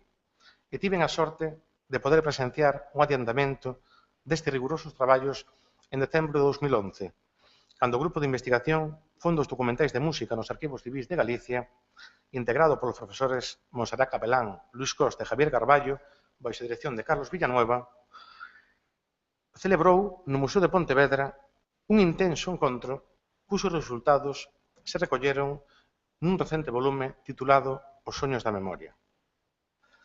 Tamén nese mesmo foro, os alí presentes, tivemos a oportunidade de poder escoitar un excepcional relatorio a cargo do profesor Luis Costa denominado As bandas de música, unha realidade inédita. E cando califico como excepcional, non é tan só pola calidade do seu contido, senón porque as reflexións alí vertidas veñen sendo formuladas por quen ten vivido esa realidade das nosas bandas dende unha triple vertente, como músico, como mestre e como investigador das mesmas. É por iso que, por seu permiso, tomaremos ese artigo como punto de partida para varios dos aspectos que trataremos na terceira e derradeira parte do noso relatorio. E chegados a este punto, debo recoñecer que, durante un tempo, e cando me atopaba a preparar esta exposición, mantiven a firme convicción de titular o mesmo coa expresión «quos que tandem», aínda que nun contexto ben diferente àquele onde fora acuñada por Cicerón. En efecto, non se trata aquí dunha conspiración, pero a miúdo, demasiado miúdo, teño formulado esa mesma pregunta en relación á investigación académica sobre os colectivos que nos ocupan. Hasta cando? Hasta cando abusaremos do risco existente de poder perder para sempre eses materiais que durmen un sueño centenario nos arquivos das nosas bandas? Hasta cando permanecerán no esquecemento eses mestres, eses músicos que convertiron estes colectivos nos auténticos conservatorios de música galegos? Hasta cando, en definitiva, teremos que esperar para que a investigación académica sitúe as bandas de música no lugar que merecen? Sen dúbida, que observando dende a distancia das xa máis de 3 décadas transcurridas entre os textos de Groba cos que iniciábamos a nosa presentación e o momento actual, moito ten mudado a realidade das bandas de música no caso concreto de Galicia. Celebración de certames que propiciasen unha mellora no nivel técnico das agrupacións, sobreseínte mellora na formación dos músicos, ou o incremento, a través de concursos de composición, do número de obras de autoría galega compostas especificamente para a banda. Sen embargo, todos estes cambios non se acompañaron dos necesarios estudos, tanto históricos como antropolóxicos, que permitisen un coñecemento e recoñecemento acordes á relevancia desta tradición musical. Tal vez sexa o momento, e máis co impulso que está a vivir o universo das bandas de música, de dar un paso adiante e afrontar unha serie de necesidades que aquí enumerarei, recoñecendo, eso sí, por anticipado, as posibles lagoas que nelas se contemplan. En primeiro lugar, quero referirme aos arquivos musicais, porque penso que é aquí onde poden dar comezo moitos dos traballos que veño demandando. Moitos colectivos bandísticos, en maior medida aqueles que superan o centenar de anos de antigüidade, conservan legados insustituíbles para chegarnos á realidade musical do país, cando menos no período comprendido entre mediados dos séculos XIX e XX. Non imos ocultar, agora aquí, que a posta en marcha dunha labor de recuperación nun espazo destas características non está exenta de dificultades. No meu caso, tras a valoración inicial que levei a cabo no arquivo da Municipal de Ourense, o primeiro sentimento foi realmente de certa desesperación. Alí puiden contemplar varios cartapacios nos que se almacenaba o repertorio cotiá da banda, así como unha serie de caixas en completo desorde e abandono, onde se mesturaban partituras impresas en desuso cunha cantidade importante de materiais manuscritos que levaban ali case sen tocar, sen abrir, xa 5 ou 6 décadas. Para o seu estudo, deseñouse unha base de datos na que inserimos os seguintes campos: número de rexistro, autor, título, xénero e observacións, ademais dunha pestana que nos permitise separar materiais impresos e manuscritos. Este modelo, o modelo que empregamos, ofreceunos, unha vez que vertemos toda a información, a posibilidade de filtrar os datos para analizar o material dende diferentes perspectivas, descubríndonos as posibilidades dun arquivo que crecera dende o medio centenar escaso de obras ata o número nada desprezable de 1714 rexistros.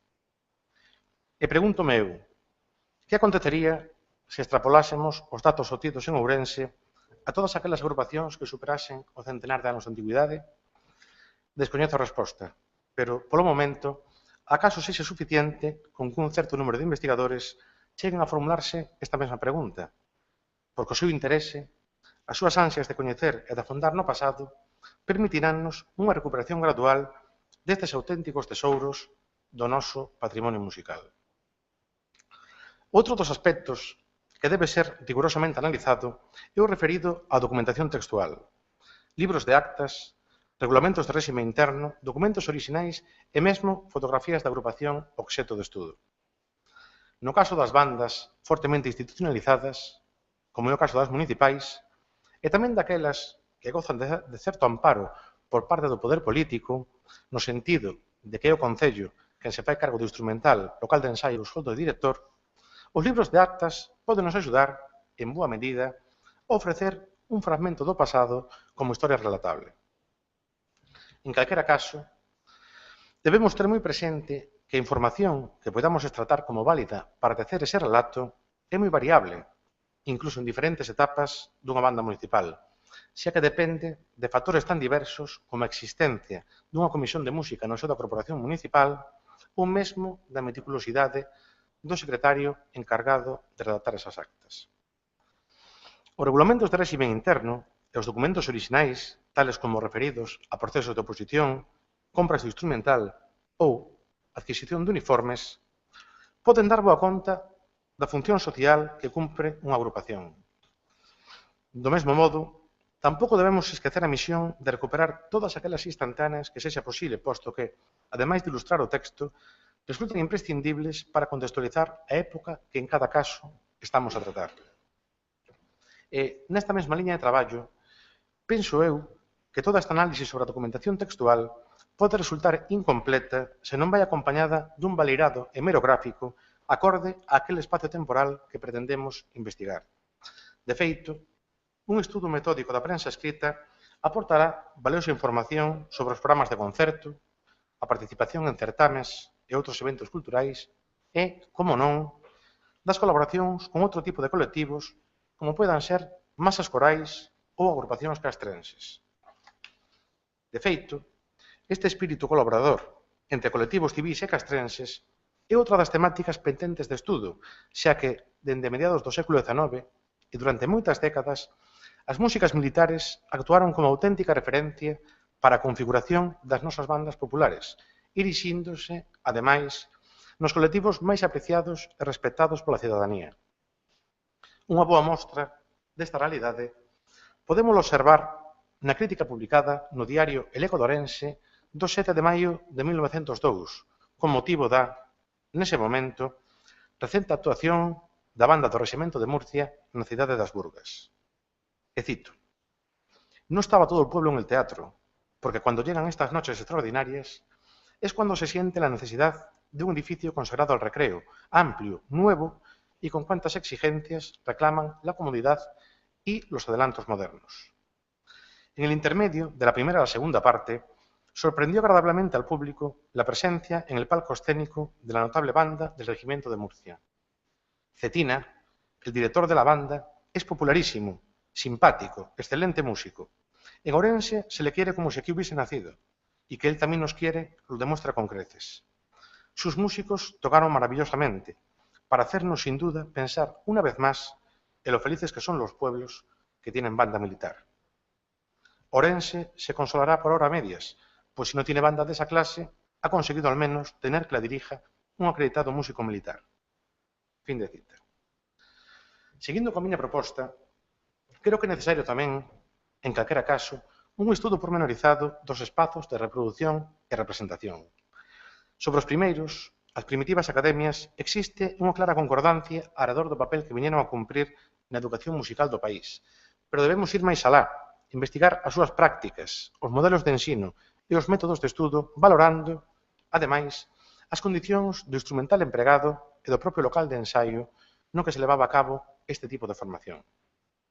Pola súa banda, o análise dos espazos de reproducción, dende os palcos da música e improvisados escenarios en prazas ou soportais, ata os espazos pechados en teatros ou sociedades, achéganos o papel de cada colectivo no panorama cultural da cidade ou vila que representa. Outro capítulo, un tanto oscuro, é o relacionado coa figura dos directores. No caso do noso estudo, en Ourense, desconecíase por completo a existencia de 7 mestres anteriores a 1897. Por iso, un achegamento en primeira instancia, a figura de mestres como Rodrigo Alfredo de Santiago, Fernández Carreira, Ricardo Curtier ou Mónico García de la Parra, entre outros, axudaríanos a concibir dende outra perspectiva moitos dos episodios vinculados á súa traxectoria nesas agrupacións. De feito, nas entrevistas que eu mesmo tivera a oportunidade de realizar a Rogelio Grobes e Xismundo Fernández, tiven a oportunidade de aproximarme ao que quizáis sexa o aspecto máis esquivo da figura dos directores, o humano, as anécdotas, as dificultades na súa labor ou as vivencias, en resumo, de toda unha vida dedicada á música, non se poden coñecer se non é a partir desta relación directa cos actores principais da investigación. Internándonos, da mesma maneira, nun terreo certamente inexplorado no que a investigación académica se refire, creo igualmente necesario acometer un estudo destes colectivos dende outras áreas tan apartadas pero específicas como a acústica, a arquitectónica e a física da música. É que, a finais da década de 1990, no Departamento de Física Aplicada da Universidade Politécnica de Valencia, presentáronse dúas tesis doutorais nas que o esforzo dos investigadores tiña como finalidade facer unha contribución ao estudo e sistematización da acústica de salas aplicada aos recintos de ensaio de bandas de música. Traballos desta envergadura poderían supoñer, no caso de Galicia, un salto de calidade importante para as agrupacións bandísticas. E continuando así coa física da música e baseándonos nunha hipotética labor de recuperación daqueles rexistros sonoros realizados cando menos dende 1929, poderíamos tamén aplicar os modernos programas informáticos para realizar análisis das sonoridades, dos timbres, que nos axudarían a comprender e comparar as características acústicas do instrumental empregado nas diferentes épocas. Finalmente, queda unha última cuestión por abordar en relación ás diferentes propostas formuladas con anterioridade. No caso, e así o espero, de que algún destes estudos se leve a cabo, onde se poderán presentar as súas conclusións? En que foro verán a luz esas investigacións?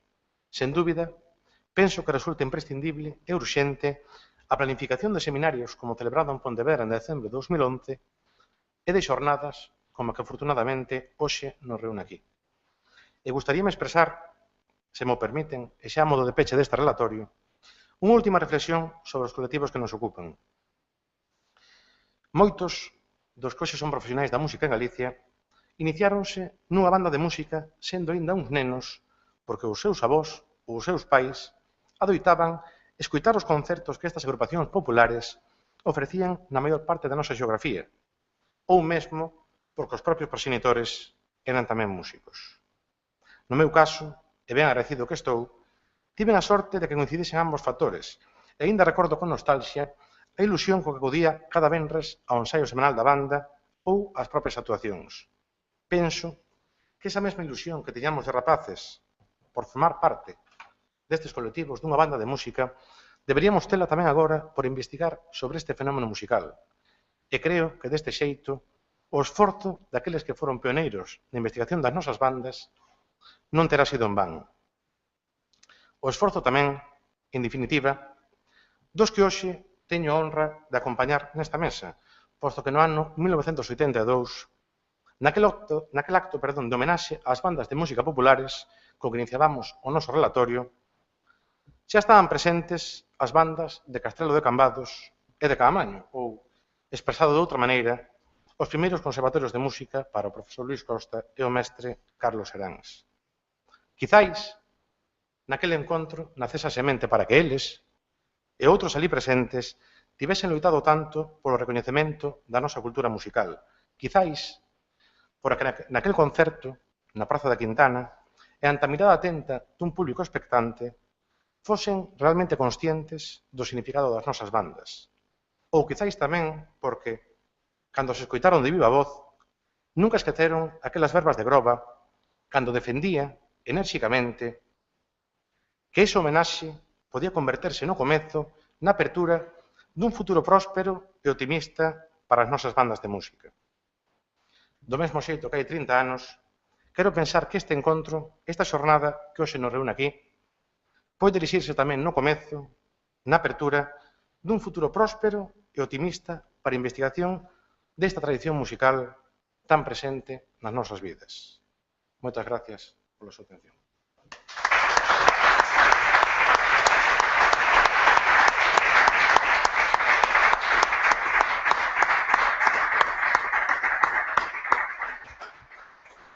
Moitas grazas, Dr. Noche, pola concisión e o rigor de cinguirse ao tempo que temos disponible. Como sabedes, sempre resulta escaso nestas ocasións.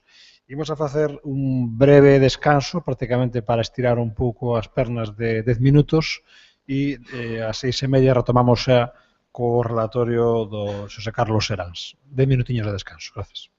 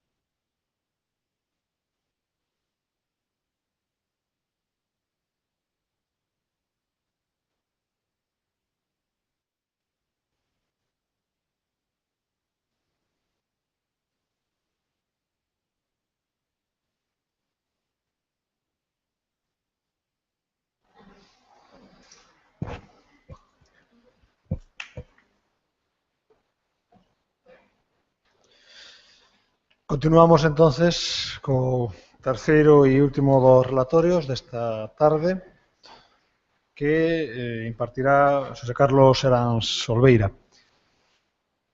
Xosé Carlos, bueno, teño que decir que eu teño o gusto de decir que o coñecín xa hai moitos anos, non? Bueno, non sei se está ben que nos digamos a nosa idade, Xosé Carlos, temos que ser discretos nestas cousas que se poden usar na nosa contra, non? Posteriormente. O coñecín no mundo dos conservatorios, pero eu sabía que el, como a min, pois ven de unha vivencia moi intensa do entorno das bandas de música. Xosé Carlos é unha persona con un amplo currículum sempre ao redor da cuestión das bandas de música como músico de a pé, como mestre, como director, como compositor, como arranxista, como xerente dunha banda de música municipal tamén. Eu non se che queda algo por facer, xa, Xosé Carlos, no mundo das bandas.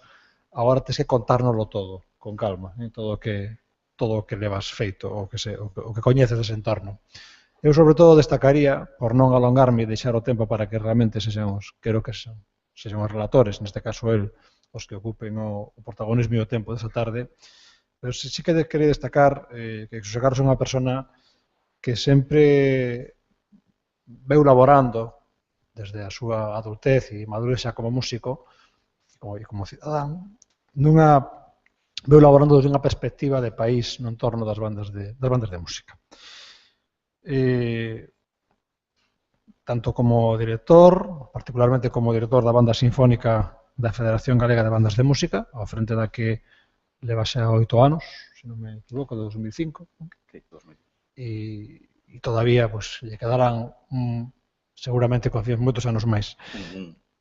Pois bueno, pero logo despois de veñen outros, e nunca se sabe, non? O que nos depara a reviravoltas da fortuna.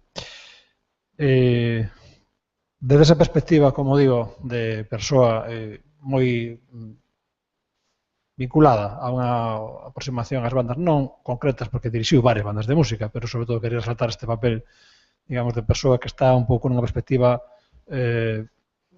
diría, de conxunto, ademais como directivo que leva xa moitos anos tamén na Federación Galega de Bandas de Música, é un coñecedor profundo, directo, da realidade. Se os anteriores relatores, pola súa dedicación, polo seu enfoque, foron máis históricos, Xosé Carlos Heráns é un coñecedor máis da actualidade, do día a día, da problemática cotidiana das bandas de música e tamén das súas demandas e das súas necesidades. E sobre eso é sobre que tamén vai a falar aquí hoxe, seguramente plantexando interesantes interrogantes de cara á mesa de debate posterior. Xosé Carlos, tes a palabra. Bueno, pois moi boa tarde a todos e a todas. Moitas gracias por esta convidación. A verdade é que é un verdadeiro placer que, por fin, as bandas de música, como comentaba con Pepe Ferreiros, ahora hai un receso, eu estuve en aquel evento do feito diferencial galego e foi importantísimo, pero xa naquel momento fixera a miña demanda, aquí faltamos nós. Pero claro, é que faltábamos porque tampouco nos íbamos moito por onde tirar. En ese aspecto, recoñezo que os gaiteiros levannos un adianto increíble a nivel de recoller todo o que había por aí, e as bandas estamos como un pouco apáticas en ese sentido, non? Parecenos que o bo agora é pertenecer a unha nova xeración de novos músicos super formados en todas as facetas, pero estamos olvidando un poquinho do que hai detrás, estamos olvidando de que son heredeiros de unha tradición bandística, non? Incluso, a mí dame moita pena en algúns programas que facía o noso amigo Nicolás Camino da Radio Galega, como presentador en algúns certames, e algúns comentarios de se hai que tocar música galega é mellor non ir. Son cosas que ferían, non? Creo que hai moita xente, agora, que está volvendo a replantearse esas formas de pensar, pero todavía temos unha forza inmensa de unha parte da poboación musical que cree todavía que o de fora é mellor. Tan todavía obcecados en que o de fora é mellor. O de fora é importante, e de feito tamén darei exemplos de que eu tamén fixen música de fora, encantado de facer música de fora, aprender dela, pero a casa é a casa, e é unha cuestión que os músicos xóvenes teñen que ter moi en conta, non? A nosa música é tan válida, os nosos compositores son tan válidos, os nosos directores son tan válidos, os nosos músicos son tan válidos como a calquera dos de fora. O que pasa é que temos que seguir demostrando día a día. Que pasa? Que a pelesa está fora, non debe estar na casa. Ese é un dos grandes problemas que vexo que en todo caso será despois no debate, non? Bueno, agradecer enormemente tanto a Maximino Zumalave como a Liz Costa que tuveran esta idea que creo que é moi importante para o futuro das bandas, porque é un foro de debate importante onde, como ben decía Maximino, hai xente das bandas, nos outros compañeros que están aquí, que podemos crear un foro de debate que no futuro ao mellor nos poden dar algún tipo de solución ou de continuidade e ver como podemos encamillar este camiño, valga a redundancia, porque me acaba de decir Sergio Noche que me teño que empezar a retirar. Cando a un o investigan, ou é un delincuente, ou é vello. Entón, creo que estou na segunda parte. Se xa me investigaron e aparece nunha investigación, creo que chegou o momento de que hai que pasar á segunda fila. Gracias, Sergio. Tomo nota. Bueno, despois desta pequena disertación, espero que me disculpedes, vou empezar coa miña exposición. Galicia é un país con amplia cultura musical que temos que poder poñer en valor e coidar constantemente como peza identificativa da nosa realidade, como parte da nosa realidade cultural e como parte do noso patrimonio. Parte indisoluble deste patrimonio son as bandas de música, como ven, os nosos anteriores compañeiros tamén representaron. Parte de indisoluble deste patrimonio son as bandas populares, auténticos vehículos de expresión cultural e que actualmente viven un momento de auxe enorme en todo o país, malia as restriccións graves que están a sofrir, porque as restriccións económicas son tan importantes que moitas bandas, incluso algunha delas tuvo xa que incluso darse de baixa da Federación Galega por non poder asumir o costo de 250 euros anuales para manter o seguro de instrumentos e o seguro dos seus rapaces. O sea, estamos en esa dinámica, non? Unha crise da que ningún de nós é culpable, pero que está aí, e que temos que salir xa dunha vez. Bueno, ahora din que non hai, non sei que se basean, pero bueno, non sei, será que xa nos fastidiaron todo o que nos tiñan que fastidiar e agora dicen que non hai crisis. Bueno, non sei, eles saben máis que a nós. Facer unha análise minuciosa do que foron, do que son e do que significan, cando xorden e cal foi a súa evolución, é sin dúbida un traballo moito máis longo e minucioso, polo que o que intentaremos facer neste texto é unha sinxela radiografía destas agrupacións que nos permitan coñecer máis de preto a súa realidade. Unha realidade que significa falar dun movimento sociocultural de máis de 5.000 persoas directamente implicadas como músicos e que na imensa maioría non sobrepasan os 25 anos de idade e con unha influencia directa e indirectamente sobre unha parte moi importante da poboación. As primeiras bandas de música eran agrupacións moi reducidas. De feito, e como pudechedes apreciar na disertación de Sergio, eu pertencín a unha desas bandas, a banda de música de Camaño, non recordo que fóramos máis de 12. E tocando, en principio, con instrumentos en unha tonalidade brillante, se chamaba, que non había maneira de afinar con aquelo cando viñemos, recordo, nese evento que estamos aquí en Santiago, que nós non éramos capaces de afinar o hino galego que tocaban todas as bandas ao final, porque o noso instrumento estaba un cuarto tono máis arriba, non había maneira de afinar con aquelo, porque tocábamos en brillante, cousas que hoxe está desaparecido esa afinación, non? Mas, en principio, tocábamos de oído. Tamén fun dos que, en principio, aprendín a tocar de oído. Pero logo a imposición do solfexo non se fixo esperar. E a súa evolución hacia colectivos máis amplios tampouco. De feito, moitos dos nos membros chegamos a cadar unha certa enculturación musical. Aparecen a mediados do 19 as primeiras bandas civís denominadas músicas. A música de fulanito, a música de menganito, non era a banda de, era a música de.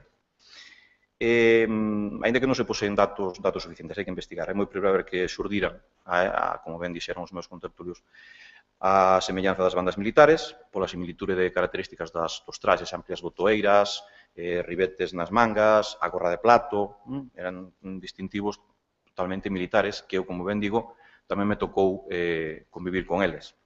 Odiábamos as gorras de plato, porque era o momento das melenas, e entón, claro, levabas a gorra e quedaba o risco por ali, e despois non había maneira de ligar, era imposible, porque estabas horrible. Entón, nos facíamos o imposible por eliminar todo aquilo, pero Francisco de Olveira, que era o director da banda, que tamén era o San Cristán, poñía a gorra chegada no autobús ás 7 da mañán, cando había que ir para Muxía, 7:30, que digo, 6:30 da mañán, salías para Muxía, poñía a gorra no autobús, e non quitaba a gorra hasta entrar de novo na casa. Se había quen era o guapo que se rebotaba a Francisco de Olveira, era imposible, un tío increíble, non? Tivemos unhas loitas tremendas cas gorras de plato, que esa loita trasladouse logo aquí á Banda Municipal de Santiago, unha banda profesional, donde, claro, en aquel momentos que estábamos o elenco xoven, andábamos alrededor dos 24, 25, 26 anos, tiñamos unhas guerras terribles con Don Amador, porque el tamén era os que opinaba que a gorra daba clase e que nós tiñamos que estar orgullosos do noso uniforme, que tiñamos que levar con orgullo, cousa que despois entendemos, o cumpliranos. O cumpliranos entendemos todo aquilo, pero en aquel momento era imposible. Recordo que había unhas guerras terribles, expedientes por medio, e, bueno, todo, deso sabe moito seguramente Beatriz Cancela, que está ali atrás, ahora que leva investigado un ratiño sobre a banda municipal, seguro que o pasou moi ben lendo todas aquelas anécdotas. Esperemos que eso vexa a luz pronto. Seguro que nos imos a divertir moito algúns. Bueno, aparecen coincidindo cunha etapa de maioría social e coa función de amenizar e alegrar as numerosas festas, romerías que se fan ao lado de todo o país, así como celebrar concertos ao aire libre, fin ben distinto ao que desenvolvían as bandas militares, o que fai que a música se chega ao pobo dunha forma pacífica, non? Así como a desaparición do poder patrimonial exercido sobre a cultura musical por outros estamentos da sociedade daquela época, non? Daquela maneira, supón o traslado da música das veladas privadas a un ámbito público, onde poden participar xente de todos os estratos sociales, non? Nestas actuacións, o papel que desempeñan é moi diverso, e que siguen desempeñando. Pola mañá daban a Diana, alegraban nas rúas e as corredores cos pasarrúas, coincidían co repique de campanas, estopido de bombas de Palenque, outras grandes batallas, o fogueteiro era terrible, sempre che botaba a bomba onde ti tiñas que respirar, para coller aire, e o tipo, xusto, e papabas aquelo, e era imposible, unhas guerras cos fogueteiros tremendas, e o único que pedíamos é que botaran as bombas detrás de nós, non pedíamos, non, tiña que ser diante, viñache todo aquilo, non había quen tocara. Un Villar de Franco, seguro que ainda pasa hoxe, seguro que sí. É unha guerra que é tremendo, non? Síguese facendo o acompañamento religioso, estamos moi vinculados á religión neste país, as bandas de música non podían quedar alleas. Unha procesión sin banda de música, a procesión queda tocada. O sea, temos grandes problemas en Santiago cando chove. Pois claro, cando chove, cando exercín de director, pois propúxeme que se chove por nós non debemos tocar. Pois podes imaginar os cofrades como se, porque eles si van, o que eles non diferencian é que o deles é unha cuestión de fe e o non é unha cuestión de traballo. O sea, a diferenciación clarísima, non? Entonces, se é por fe, vaite. Móllate e fai o que queiras, pero se é un traballo, lógicamente non nos pagan por esa función, non? Pero os problemas que nos acarrea abandonar esa procesión son terribles. Prensa tremendo. E pola mañá tamén se remataba e se sigue rematando, é unha das tradicións que se conserva co concerto de mediodía, ca sesión vermú, amenizando, bueno, esas cousiñas. E pola tarde, cousa que agora non se está facendo a gas na zona de Merza, a zona de Santa Cruz de Ribadulla, síguense facendo, eu son asiduo a festa do patio, gústame a festa do patio, donde non hai orquestas. Todavía as bandas siguen facendo a amenización da noite. Que pasa? Que non se baila. É a diferencia. Antiguamente sí se facían para bailar, eu participei en esas romerías, nunha ocasión que para nós fomos a tocar ao estranxeiro, fomos a Asturias, e Asturias era o estranxeiro, porque era terrible chegar en aquel momento, non é como agora que colles a 8 e te plantas aí en Asturias en un tris, non, polas carreteras aquelas comarcais, e te ibas por ali, os precipicios terribles, e viaxando día e pico, bueno, tremendo.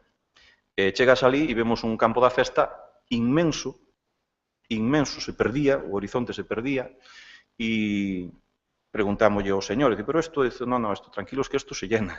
Nos o que queríamos era que nos enchera, porque aquilo era algo excepcional. A nos engañáronos como chinos, fomos ali, fixemos o que podemos, nos tocamos as nosas jotas as muiñeiras, e os asturianos querían era o deles, e se montou ali un pequeno desconcierto, por así decirlo, en vez de concierto, non? E ao final, bueno, non nos correron a gorrazos porque non era culpa nosa, pero sí que foi unha anécdota curiosísima. Pero había miles de persoas, como a Panorama hoxe, a banda de Camaño Asturias, que non viñan por nós, lógicamente.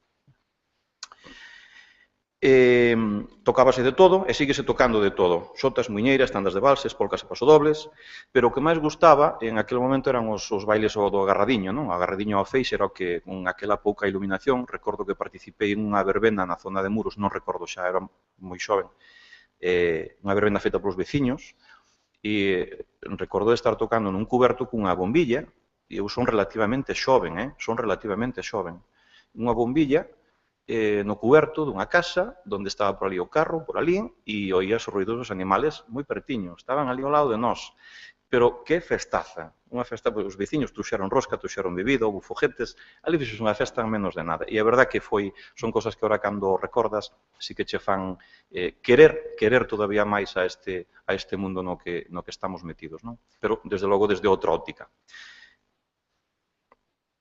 Foronse estendendo as bandas de música por toda a xeografía galega, prácticamente, bueno, agora xa non poñas porque xa se me olvidou, entón agora xa non sigo as imaxes que traía, da igual, poño despois máis adiante. Foronse estendendo, prácticamente, chegou un momento que cada vila contaba con unha banda de música, incluso con dúas, incluso hasta con tres, depende do sitio, non? Por a zona de Pontevedra había sitios en que, na nosa zona, da banda de Camaño, había a banda de Camaño, a banda de Carballosa, a banda de Artes, e había unha que chamaban a banda das zapatillas, que era de Carballosa, que non se sabía ben se era porque levaban zapatillas blancas ou porque metían moitas zapatillas cando tocaban. Metían máis notas falsas que das boas. Entón, tiñan esa dualidade. Esta era a banda das zapatillas. Non sabían moi ben por qué, porque lle chamaban así. Pero que era unha cousa natural. Era unha cousa natural que en cada parroquia houbera unha banda e que houbese esa rivalidade. E ao final, todos, bueno, hai moitos problemas entre bandas, concretamente non vou nomear un caso, pero é un caso moi cerquiña de aquí, na zona de Merce, que unhas bandas que pretenden levarse ben, pero non o consiguen, é incapaz. Son moi amigos fora do que é a banda, son amigos, compañeros, salen xuntos, cean xuntos, cando están na banda, nin se miran, nin se miran. Os diferentes procesos sociais, como ben explicachedes antes, como a migración ou a guerra civil, contribuíron á desaparición de moitas agrupacións. Mermouse notablemente o número de bandas, non? Concretamente, concentráronse entonces na zona de Ribadavia, Longos e Celanova en Ourense, non? En Sober e Chantada, na provincia de Lugo, converteronse nos únicos referentes da provincia. De igual xeito que na Coruña, casos como de Arca, Padrón ou Santa Cruz de Ribadulla, mentres que en Pontevedra atopábanse unha ou dúas por comarca, sobre todo na costa e máis cara ao sur da provincia. O rexurdimento social e económico que aparece no último cuarto do século XX propicia a aparición de novas bandas. Aí ten moito que ver tamén os cartos que viñeron do estranxeiro, que moitas veces nos olvidamos da xente que emigrou a México, a Argentina, tuveron unha época de bonanza importante e nesa época mandaron moitos cartos por aquí. Moitos desos cartos revertiron na banda de música porque esa xente viñan de vacacións e querían ter banda de música. Entón, claro, ao mesmo tempo o povo, bueno, as bandas de música el pagaba porque podía e a banda íbase asentando co tempo, poquinho a pouco, e lograron sobrevivir moitas bandas gracias á xente de emigración que lle foi ben, de alguna maneira. Bueno, na provincia da Coruña concentráronse basicamente nos concellos cercanos ás cidades como Santiago, Coruña ou Ferrol. En Lugo houve unha distribución de sur a norte da provincia cun agrupamento na zona da Mariña que actualmente todavía se conserva así. Ourense rexistrou o índice máis baixo e atópanse a maioría na zona sur. Pero, curiosamente, a provincia de Ourense foi a que maior número de bandas chegou a concentrar, actualmente é a que menos bandas ten. Se nos metemos no ámbito político, nos daremos conta de que ali, con un criterio que en aquel momento asumiron as administracións, apoiaron ao mundo da gaita. Apoiaron o mundo da gaita enormemente. De feito, en Ourense hai grandes bandas de gaitas. Podemos discutir se gaitas extraterrestres ou nos pés na terra. Eso é outro tipo de discusión, non é aquí o seu sitio. Pero sí que, non extraterrestres, escocesas en este caso. Sí que esa inversión fixo que as bandas de gaitas subiran para arriba, pero as bandas de música ao mesmo tempo foron desaparecendo. Na actualidade, son numerosos os concellos que teñen banda de música e cunha componente importante na actualidade, que é a escola. Casi todas as bandas, por non decir o 100%, teñen unha pequeniña escola de música co que se van nutrindo a medida que a xente se vai desaparecendo, ou porque se converten en profesionais que non chegan a abandonala de todo, sempre poden volver a recuncar, ou ben porque a vida, músicos non imos ser todos. O sea, por moitos músicos que creemos, non vai haber sitio para todos en este país, nin no Estado, nin en Europa, nin no mundo. Vai a ser imposible, non? Entón, lóxicamente, temos que diversificar. Pero, si esas escolas están continuamente xerando músicos, co apoio inestimable dos pais, porque hai unha inversión importante. As escolas de música non teñen un fondo instrumental como en outros países europeos. Por exemplo, vas a Suiza e se vas a unha escola de música, o primeiro que che dan, que queres tocar? Vas ali, abres un armario e non che digo máis. Na banda primitiva de Lliria, en Valencia, ou na banda da Unión, vas ali, abres un armario e dice, coge lo que quieras. Ali tes clarinetes, tes trompetas, tes tubas, tes... Aquí non. Aquí papá e mamá teñen que facer unha inversión importante para que o neno ou nena empece a estudiar co consiguiente risco de que non continúe. Porque despois se creará un mercado de segunda man importantísimo para que outro neno volva a facer o mismo, pero xa nunca a mesma carestía que é o primeiro. Non? Hoxe contamos con máis de 100 agrupacións distribuídas ao longo de toda a xeografía. Pasaron de ser colectivos de 30 ou 40 componentes a convertirse en verdadeiras bandas sinfónicas con formacións que incluso chegan a sobrepasar en ocasións os 100 componentes. Caso que foi da banda do Rosal, e pertiño dela estuvo moi pertiño a banda de Catoira, que vexo dúas persoas que pertenecemos a ela todos, non tiñamos que levar, estuvemos nos 90 componentes, nos seus momentos, todos non tocaban. Facías o que podía, facíamos trampas, e entonces aqueles adaptabas os papeles dos rapaces, adaptáballos, entonces el clarinete terceiro levaba prácticamente un papel de tuba, pero aquelo sonaba. Pero recordo que non había maneira de facer unha contrata.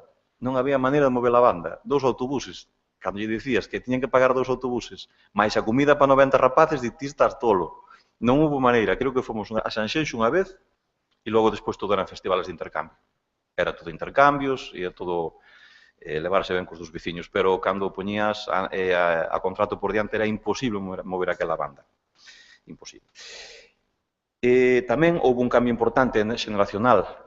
Na miña época de Luis, cando empezamos, había unha parte moi importante de xente maior. Xente maior, vos quero dicir, xente de 50 para arriba, incluso había moitos xubilados, moitos viñan a recibir o seu retiro dorado á banda. Recordo a Lucho, o fliscorno da banda de Noia, que eu creo que non tocara fliscorno na súa vida, pero el quería tocar o fliscorno e chegou a ser solista da banda de Noia. Estaba máis por fora que por dentro, pero, home, a ilusión que tiña, eso era impagable, Por iso que a labor social das bandas tamén foi moi importante.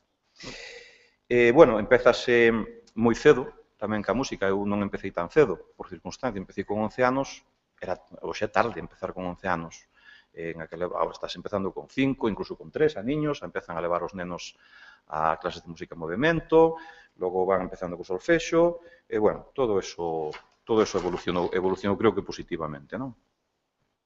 E hai un feito significativo, que é un reflexo tamén dos cambios sociales que se estaban a producir, a incorporación da muller. Na banda de Camaño, que éramos 12, había solo unha muller, pero xa tarde, casi cando eu marchei, pero porque era a filla do director. Se non había mulleres nas bandas. Non sei se en Castel pasaba igual, en Camazo na Gala, exactamente igual. Por eso, na banda de Santiago, hoxe actualmente hai todavía solo dúas mulleres. E digo eu, se valen para tocar o violín, porque vas a ver a Filarmonía e hai cantidad de mulleres, se valen para tocar o violín, pero non valerán para tocar o clarinete. É unha cuestión que eu teño aí, que non teño moi claro. Hai que investigar aí por que si nas orquestas e non nas bandas. Eu sei, por exemplo, algunha opinión que tuve en ocasión de compartir tribunais onde a xente se xogaba a súa vida, tribunais con algúns membros da miña banda e, bueno, algunhas opinións que me gardo para min porque a verdade que eran bastante ofensivas de cara á muller. Lóxicamente, eso fixo que durante moitos anos as mulleres non estuveran nas bandas. E nas bandas populares tampouco. Pero eu creo que era, como ben dicía unha veciña miña que seu pai era saxofonista, trompetista da banda de Arca, dice, no, é que meu pai quería a banda porque ás 5 da tarde tiraba co arado e quedaba a miña nai e leva para tocar. Isto tamén pode ser unha circunstancia que a veces hai que analizar, porque antes, cando ahora nas bandas temos médicos, abogados, enxeñeros en telecomunicacións, profesores de conservatorio, investigadores, antes había labregos, canteiros, o pobo llano estaba aí. Claro, as labores do campo eran duras. Entonces, aquí hai que tocar algo para que ás 5 da tarde aquí marchamos e queda Manuela e se apañe. Eu vou para tocar que era. Entón, poño traxe e xa está. Tamén pode ser unha circunstancia de que a muller non se incorporara, porque se agora son válidas, creo que antes tamén eran válidas. Exactamente igual que nós. Bueno, como ben xa dixemos, o papel das bandas, que as bandas de música desempeñan como formacións divulgadores do arte musical foi fundamental a través deste tempo, non? Facendo chegar ao público tanto a música culta como outro tipo de músicas. Eran as únicas agrupacións nas que se podía escoitar música culta en directo. Falamos da primeira sinfonía de Beethoven, da quinta sinfonía de Beethoven. O pobo llano solamente o podía escoitar da banda de música. En Galicia, máxime, porque non había orquestas para escoitar esa música, non? Pero hai unha circunstancia que se nos olvida. Eu creo que, aínda que ora temos dúas grandes orquestas en Galicia, temos moitas bandas moi boas, e eu creo que non desmerecen en absoluto poder escoitar pois a quinta sinfonía de Beethoven en Meaño.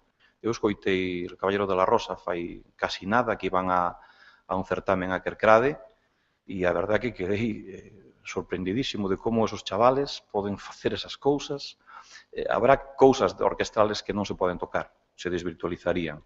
Entón, non compensa. Máxime porque hoxe hai orquestas. Entón, se queres escoitar esa música, acércate e escoitala, non? Pero creo que sigue sendo un medio moi válido para poder escoitar música culta. En algúns casos pode quedar un poquinho desvirtualizada, co cual mellor non tocar. Pero si hai outros compositores, que sei, non se me ocurre. Tchaikovsky, por exemplo, en banda sona excepcionalmente ben, porque a música ten unha calidad excepcional. A música está ben feita. Entón, se está ben feita, eso vai a sonar excepcionalmente ben.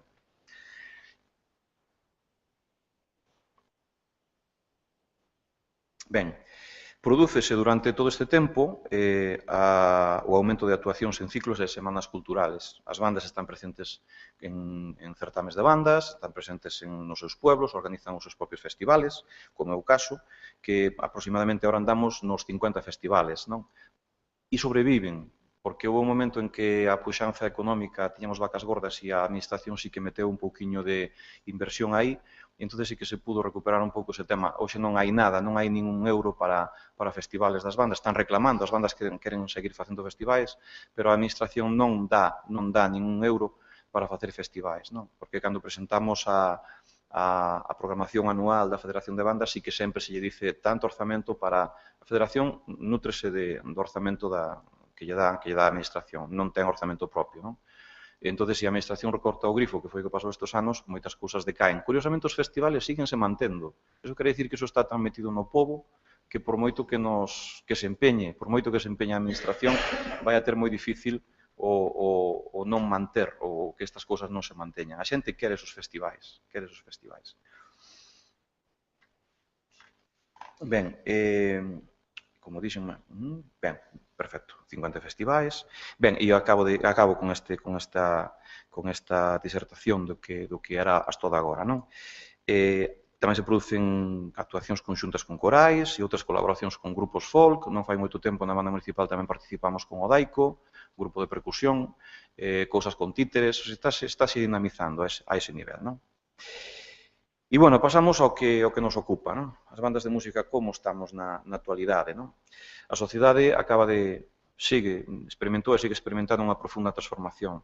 O alto desenvolvemento tecnolóxico, os medios de comunicación e a transmisión prácticamente instantánea de un lugar a outro do planeta da información produciu o que chamamos o efecto globalización, non? Ten moitas ventaxas, pero ten un grave inconvinte, que é a perda de identidade. E que estamos sufrindo gravemente. Houve uns anos onde aquí chegaron directores foráneos, preparados, pero lógicamente chegan cas súas ideas, chegan cas súa forma, o seu concepto de banda, que chocou frontalmente con noso, pero no sentido de que nos deslumbraron. Eu reconozo que eu deslumbreime con aquelo, cando chegaron estas novas músicas holandesas, americanas, deslumbrámonos con todo aquilo, porque nós estábamos ca Negra Sombra e estábamos ca Rasodia de García Rey e estábamos co Airiños Aires e pouco máis se movía aí. As obras do maestro Groba eran inalcanzables para moitas das agrupacións que vivimos neste momento. Ainda hoxe son pouco entendibles por nós, non porque estén mal feitas, ao contrario, é que é un home moi avanzado para a edad que lle tocou vivir. E todavía hai moita xente que renega do maestro Groba, pero por desconocemento do que significa a súa obra. Eso sería, en todo caso, outro debate de discusión. Eu creo que as bandas non deben abandonar o principio o que son. temos acceso a todo tipo de información, creo que debemos utilizala coherentemente. Coherentemente quere decir, temos que tocar música foránea? Sí, por suposto. Temos que traballar con directores foráneos? Sí, por suposto. Temos que despreciar a nosa música? Non. Temos que coñecer os nosos compositores históricos? Sí. Temos que conocer os nosos compositores actuales? Como non? E unha cosa que sempre conto é que para nós, para as bandas, é moito máis fácil conseguir unha obra, de feito, sí que o fixemos, conseguimos obras de compositores xaponeses, compradas en Xapón, porque é moi fácil. As teclas, vas aí, vas a tarxeta de crédito, 4 ou 5 días, tes a obra aquí. O traballo para conseguir unha obra de un compositor galego actual é superior 1000 veces, porque tes que conocer ao señor ou á señora. Se non é imposible que non chegas a acceder á súa obra, se non che accede, porque non tes canales para chegar a ese tipo de composicións. E agora pasaríamos a proxectos, non? A proxectos que se xurdiron pola inquedanza de moita xente, non? Estaba isto, non vamos a decir parado, porque si se estaba traballando, pero estabas traballando nese ámbito que antes vos dixen, no deslubramento das cousas de fora, non? Entón, todo era, ibas aos certamen de Pontevedra, que lamentablemente desapareceu, como concurso desapareceu, agora é un simple festival, e ali podes escoitar a Jacobo de Han, a Jan de Han, a Johan de Meij, a James Barnes, e non escoitabas ninguna peza galega, ninguna, hasta ningún paso doble de quencemento, que non recordo naquele momento se o había, non sei se ora o poñen porque puxemos nós, pero non se tocaba ninguna música feita en Galicia, ninguna. E máis, houve unha banda, non recordo o nome, que se atreveu a tocar, digo se atreveu porque se riron dela. E a min fíxome bastante daño, decir, bueno, reconozo que para comparar, tocaron a Iriños Aires, non me recordo, era a banda de Santos, pero non me acordo agora a banda que era. Ti acordas o director este Santos? Era a banda de Castrelo, non, de Arcade, a banda de Arcade. E a verdade que a mí fíxome bastante daño por o tratamento que recibeu. Claro, que pasou? Pois estes chavales novos se creían que estaban en un estatus superior simplemente por tocar música foránea, que repito, tocala, así como non, claro que hai que tocala. Pero a pérdida de identidade que tuvo con nosa globalización foi brutal, porque todo o que tiña algo que ver co galego era prácticamente despreciado. Bueno, xurden proxectos para intentar paliar un pouco isto, pero desde outra óptica, cousas como a nosa clave. A nosa clave xurdeu aquí en Santiago, fíxose durante 2 anos, fíxose en 2004 e en 2005, estamos falando de pleno século XXI, e propuxémonos reunir unha gran banda con corais, o sea, moita xente, e planteámonos o proxecto a nivel social. Non podíamos plantearnos o proxecto a nivel artístico, musical. Non era viable. Os coros en Santiago estaban como estaban e son o que son, feitos por personas moi maiores, aficionados, que últimamente únicamente se dedicaban a cantar o Festival das Panxoliñas de Nadal e logo iban a cantar as misas correspondentes onde o cura lles chamaba. Entón, quixemos enseñarlle a toda esa xente que se podían facer outro tipo de cousas dignamente, pero ao nivel que nos podíamos facelo. Entón, reunímonos, e puxémonos uns obxectivos, gozar da música coral dentro dunha numerosa agrupación, asistir e participar nos ensaios dunha maneira profesional, facíamos asinar nas follas a asistencia e contabas a puntualidade. En algunha ocasión, dicirlle a algún coralista, non chegas tarde, non podes entrar. Nós sabíamos que eso non era, non íbamos a conseguir nada máis do que estábamos conseguindo, pero era unha maneira de dicirlle a xente que había outra forma de facer as cousas, non? Elevar o nivel cultural musical dos componentes, cantar co acompañamento dunha agrupación instrumental, potenciar o asociacionismo entre as corais da Compostela, acercar a música sinfónica aos componentes das corais, dar a coñecer ao público, bueno, unha serie de cousas. Pero a realidade é que queríamos que pais e fillos, por xeración, por idade xeracional, fixeran un proxecto en común. Os pais eran os dos coros, xente maior, non profesional, aficionados, e os fillos eran os da banda filarmónica en aquel caso, Banda Filarmónica de Galicia, por poñerlle un nombre, porque a Banda Sinfónica xa fixéramos antes.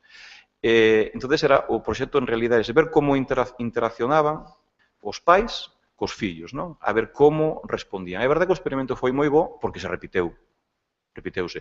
Lóxicamente, en este tipo de experimentos non hai financiación suficiente para, estamos falando de 200 persoas no escenario, non hai financiación suficiente para abordar este proxecto, polo tanto, tiña que ser colaborativo. Tiña que gustar, e gustou porque o repetimos 2 veces, e logo volvemos a facelo coa Banda Sinfónica da Federación. O sea, o proxecto gustou. E foi moi interesante porque implicamos a moitas asociacións, a Asociación de Veciños de Pontepedriña, a Asociación de Veciños de Coto da Nai, a Asociación Cultural Solfa, a Asociación Cultural Ponte Mantible, a Coral Polifónica da Salle, a Coral Irmán Gómez. E todas estas persoas tiñan que ensayar fora dos seus locales, fora dos seus horarios, fixémolos vir ao Auditorio de Galicia, a ensayar ás 9 da noite, e a mellor tiramos ali hasta as 12 da noite, e venga unha vez e outra vez e outra vez e outra vez, hasta que conseguimos incluso estreamos obras, ao noso nivel, ca nosa forma de facer as cousas, pero logramos estrear obras.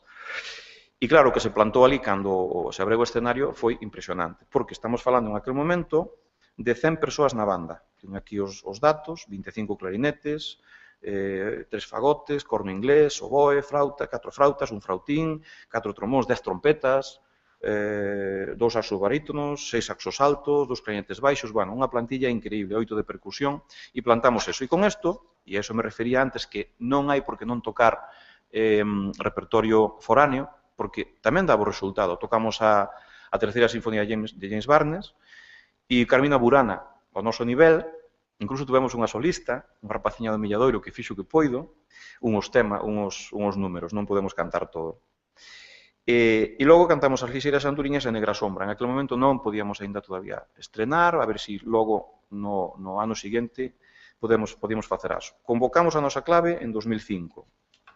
Volvemos a xuntar a mesma xente, cos mesmos obxectivos, os mesmos participantes, o Concello implicado, o Auditorio implicado, a Xunta implicada, e logramos reunir 120, en aquela ocasión 120 músicos, máis os coralistas correspondentes que nos plantamos en 250 persoas. Claro, musicalmente ten o valor que ten, pero socialmente ten moitísimo valor o molestar a xente dos seus horarios, movelos, removelos dos seus sitios, poñelos incómodos, poñerlles unha agrupación que non é dela, poñerlles un director que non é o deles. A nivel social foi un revulsivo en Santiago, a nivel social.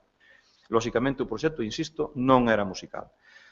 Tocamos a Third Symphony de Alfred Riz, Coro de Cíngaro, Iva Pensiero de Giuseppe Verdi, a Cuarta Sinfonía de James Barnes, estreo en Galicia non se había tocado, e fixemos Meus Amores e estreamos unha obra que puxemos además no programa Estrea Mundial, nós tamén podemos facer estreas mundiales, que era o Soneto da Terra Chá, con letra de Xosé Chá Orrego e música de un servidor. Temos eso, temoslo grabado, fixemos unhas cintas de DVD que ahora parece ser que andan locos buscando esas cintas, porque é verdad que lles resulta moito. Hai unha cuestión que é persoal, xa non é do ser humano. Hai moita xente xa desaparecida que participou en ese proxecto. Entón, eso empeza a adquirir valor, porque os heredeiros desa persoa queren ver o que facía seu pai, seu avó. Ahora empeza a adquirir valor esas cintas. Bueno, logo participamos no homenaxe a Manuel María, o mesmo. Volvemos a reunir a mesma xente e aquí sí que xa nos votamos, por fora. Sí, fixemos xa todo o repertorio galego, fixemos a Alborada Galega de Pascual Veiga. Eu creo que é unha obra que todo o mundo ten que conocer, todo músico de banda ten que conocer a Alborada Galega de Pascual Veiga. As 3 imaxes de Muzga, dun compositor moi xoven, que é David Ciuza, e Galaecia de José Bugallo tamén, e logo repetimos os Meus Amores, o Soneto a Terra Chá, lóxicamente cos coralistas que tiñamos, coa súa formación, había que tirar de repertorio xa feito, porque é máis fácil recordar que crear, non? Pero volvemos a estrear Rosas e a Saleta, con letra de Manuel María e música de un servidor, onde tamén volvemos outra vez a poñer Estrea Mundial. E, bueno, de aí pasamos á Federación Galega de Bandas. Estes son proxectos que a verdade que deron moi bo resultado e en aquel momento eu me planteei perdonade que me fale en primeira persoa, planteei-me o trasladar estes proxectos a un ámbito máis amplio, non? Entón, creín que a Federación en ese momento era o sitio máis adecuado para facelo. Vou escapar de aquí, isto xa non ten interés.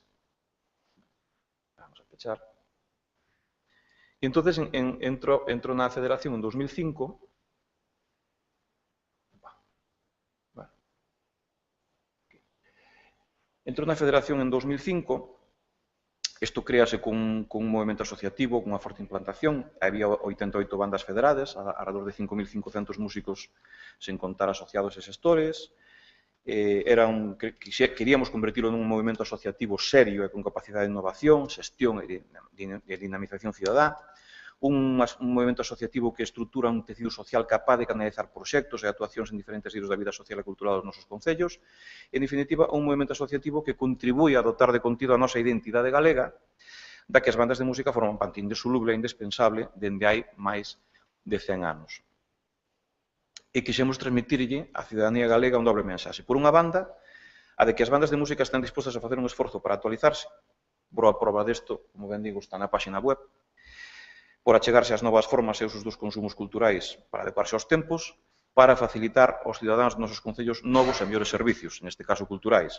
E, por outra, reclamar á propia sociedade galega que se achegue ao fenómeno asociativo musical, que non lle dé as costas, sobre todo nas grandes cidades, e que non pense que as bandas de música exclusivamente son as que fan alboradas e verbenas ou calquera outro acto festivo dos miles que se celebran en Galiza, non renunciando a eles, en absoluto, pero ampliando horizontes, tanto en cantidade como en calidade.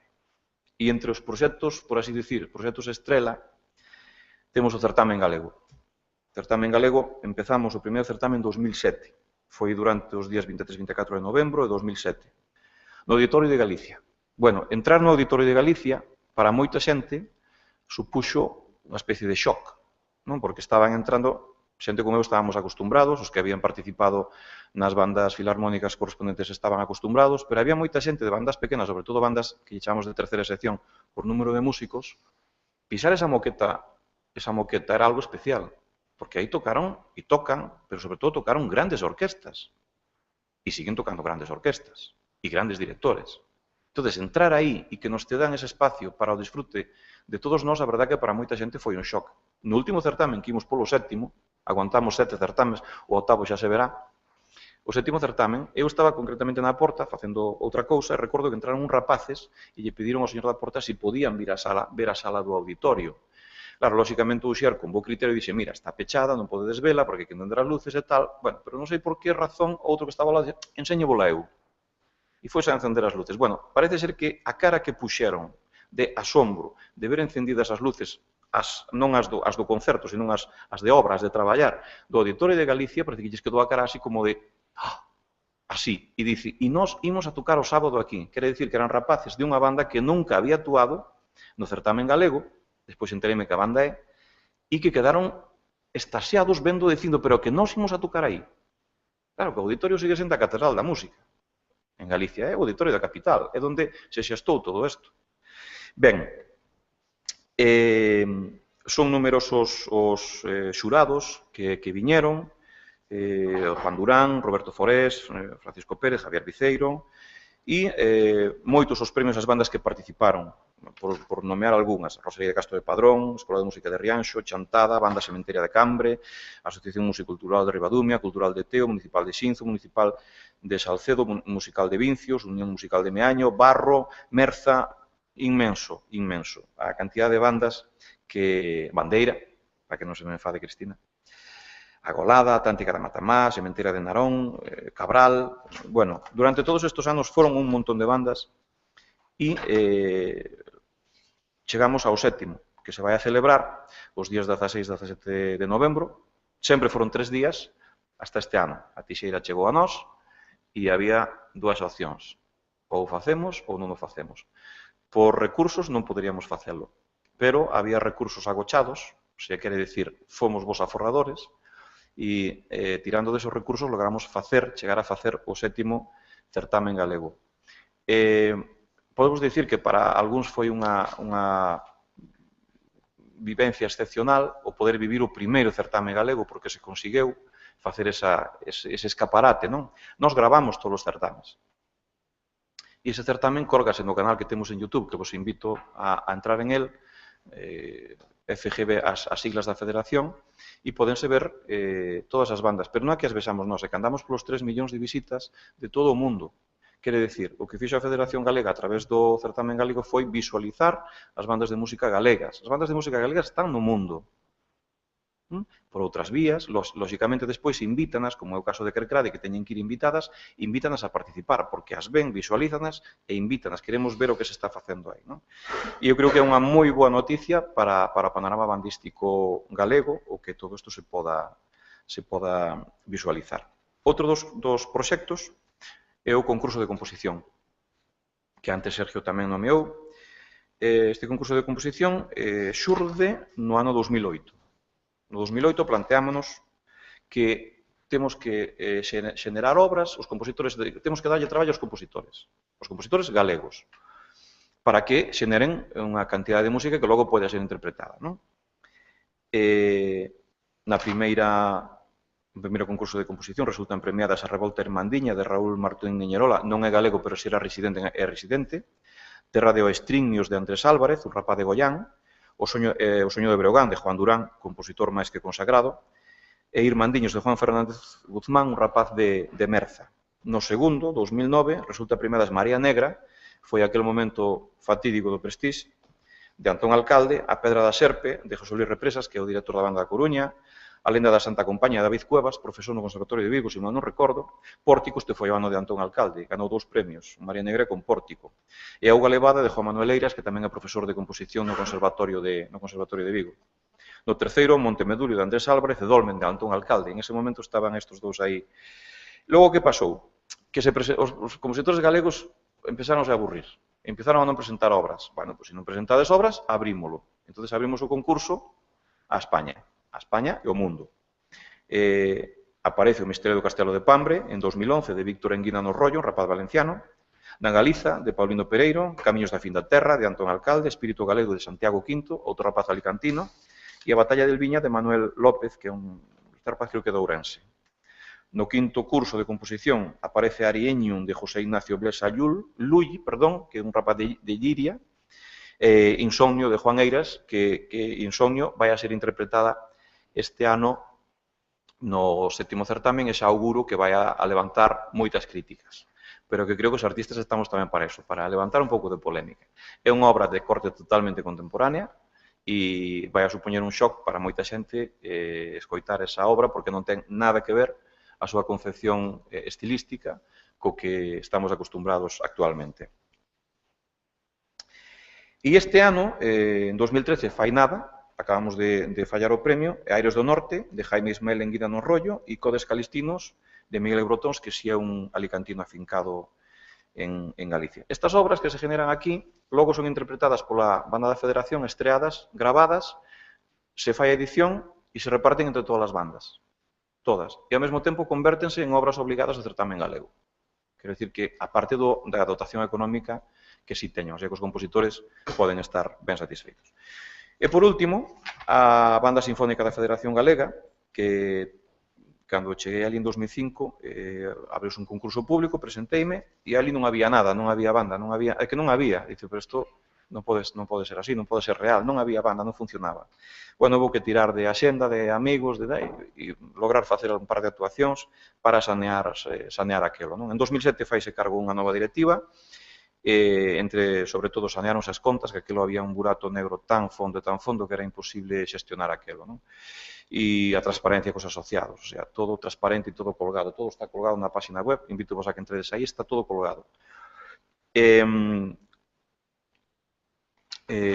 Conseguimos facer unha serie de actuacións onde a última concretamente vai a ser o 29 de decembro deste ano, onde estrearemos estas obras que 29, non é 29, estou equivocado, é o 29, sí. Estrearemos as obras premiadas en este concurso, que son a que dixen antes, Aires do Norte e Codes Calistinos, que ainda estemos prácticamente sen ver. Bueno, e con todo isto quero dicirvos que o mundo das bandas non vai desaparecer. Fai anos eu escoitaba, sobre todo dos nostálxicos que formaban parte delas, dice, bueno, o día que marchemos nós, decían eles, os maiores, as bandas van desaparecer porque os rapaces non queren estudiar. Veuse que non era certo, están moito máis preparados que nós, os conservatorios están facendo unha labor increíble, as escolas de música están facendo unha labor increíble, e tamén hai que reconocer que os concellos que as intentan manter tamén están facendo a súa parte, e creo que é un pouco cousa de todos que estas agrupacións tan importantes na vida cultural galega como son as bandas de música, poden ofrecernos, como nos levan ofrecendo hasta ahora, poden ofrecernos moito máis do que xa nos levan ofrecido, e creo que con todos e con todas traballando en esa mesma dirección podese conseguir. Moitas gracias a todos, espero non haber sido suficientemente clarividente, non haber sido pesado en exceso, e unha vez máis un agradecemento por haber contado comigo para este evento. Moitas gracias.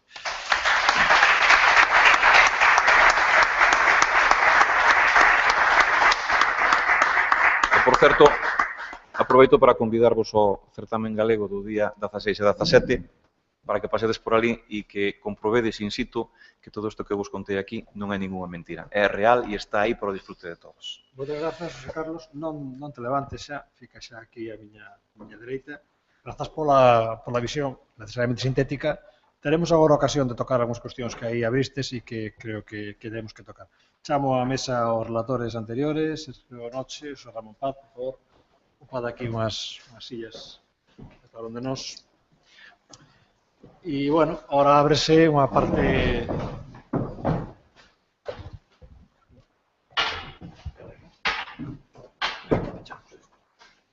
Ábrese un espazo no que, como sabedes, o Consello da Cultura, nas súas funcións de ser espazo de reflexión dos temas, dos tópicos que aquí se traen, pois habitualmente concede unha parte importante, ou toda a parte que pode, unha participación tamén dos asistentes ás jornadas, de maneira que esta mesa redonda está aberta desde xa a participación de todos vos. Eu, sinceramente, vou a, nun tempo de 60 segundos, vou a mencionar algunhas palabras clave, tomei notas dirixentemente, como un bo alumno e discípulo dos relatores da mesa, algunhas palabras claves ou algunhas cuestións que poden ser obxecto desta reflexión, pero, por suposto, non son máis que algunhas propostas. Hai algunhas cuestións que foron tocadas polos tres necesariamente porque son desas temas transversais que se miren desde unha perspectiva histórica, desde unha perspectiva máis cultural ou dunha perspectiva máis actual e máis digamos, a pé de obra, como a que toca especialmente José Carlos, pois sempre están aí. Unha delas é a cuestión de identidade. As bandas de música populares foron, son, e estou seguro que seguirán a ser, por suposto, un elemento central de identidade en varios planos. Por unha parte, de identidade da música do país. Decía José Carlos ahora, efectivamente, as bandas sufriron no sentido positivo da expresión. Unha transformación que levou, por exemplo, a toda unha crítica dos repertorios anteriores, incluso contaba esta anécdota, bueno, un pouco triste, pero tamén significativa, non? Da cal era o estado de valoración do noso patrimonio musical histórico. Hai cousa de 20 anos, ou 15 para cá, non? Unha identidade que é unha identidade de país, por unha parte, neste repertorio, neste patrimonio que temos atrás, que é unha identidade tamén local, porque, efectivamente, a cuestión que se tocou aquí dos certames competitivos, cousa da que tamén poderíamos falar, porque é unha desas cuestións polémicas. Eu teño que dicir que sempre me neguei a asistir a certames competitivos como director de banda de música, logo, se acaso, podo dicir por qué. E tamén unha identidade dos individuos.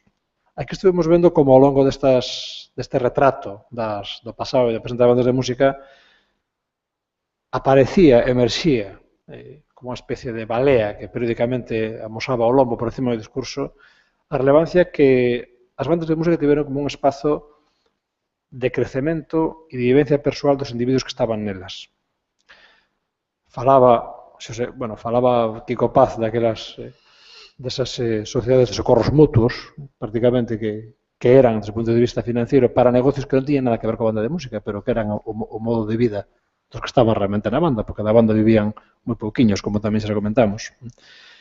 Falaba Sergio Noche, incluso poñía aí un breve retrato de Segismundo, unha das persoas que pude entrevistar, e falaba desa intrahistoria, desa vivencia das bandas de música, e falaba tamén agora Xosé Carlos, en que sentido, cando un músico se poñía uniforme, se que o músico era un labrego, que era un canteiro, que era unha persona do povo, que tiña un traballo popular, aparte de que fuxise, digamos, do arado, en certo sentido, tamén era unha transformación un crecemento persoal, un elemento de autoestima. Nese momento era un músico, era unha persona que además portaba un traxe que en sí mesmo daba presencia social, que era o uniforme, que facía referencia ao entorno militar, ao entorno do poder en última instancia.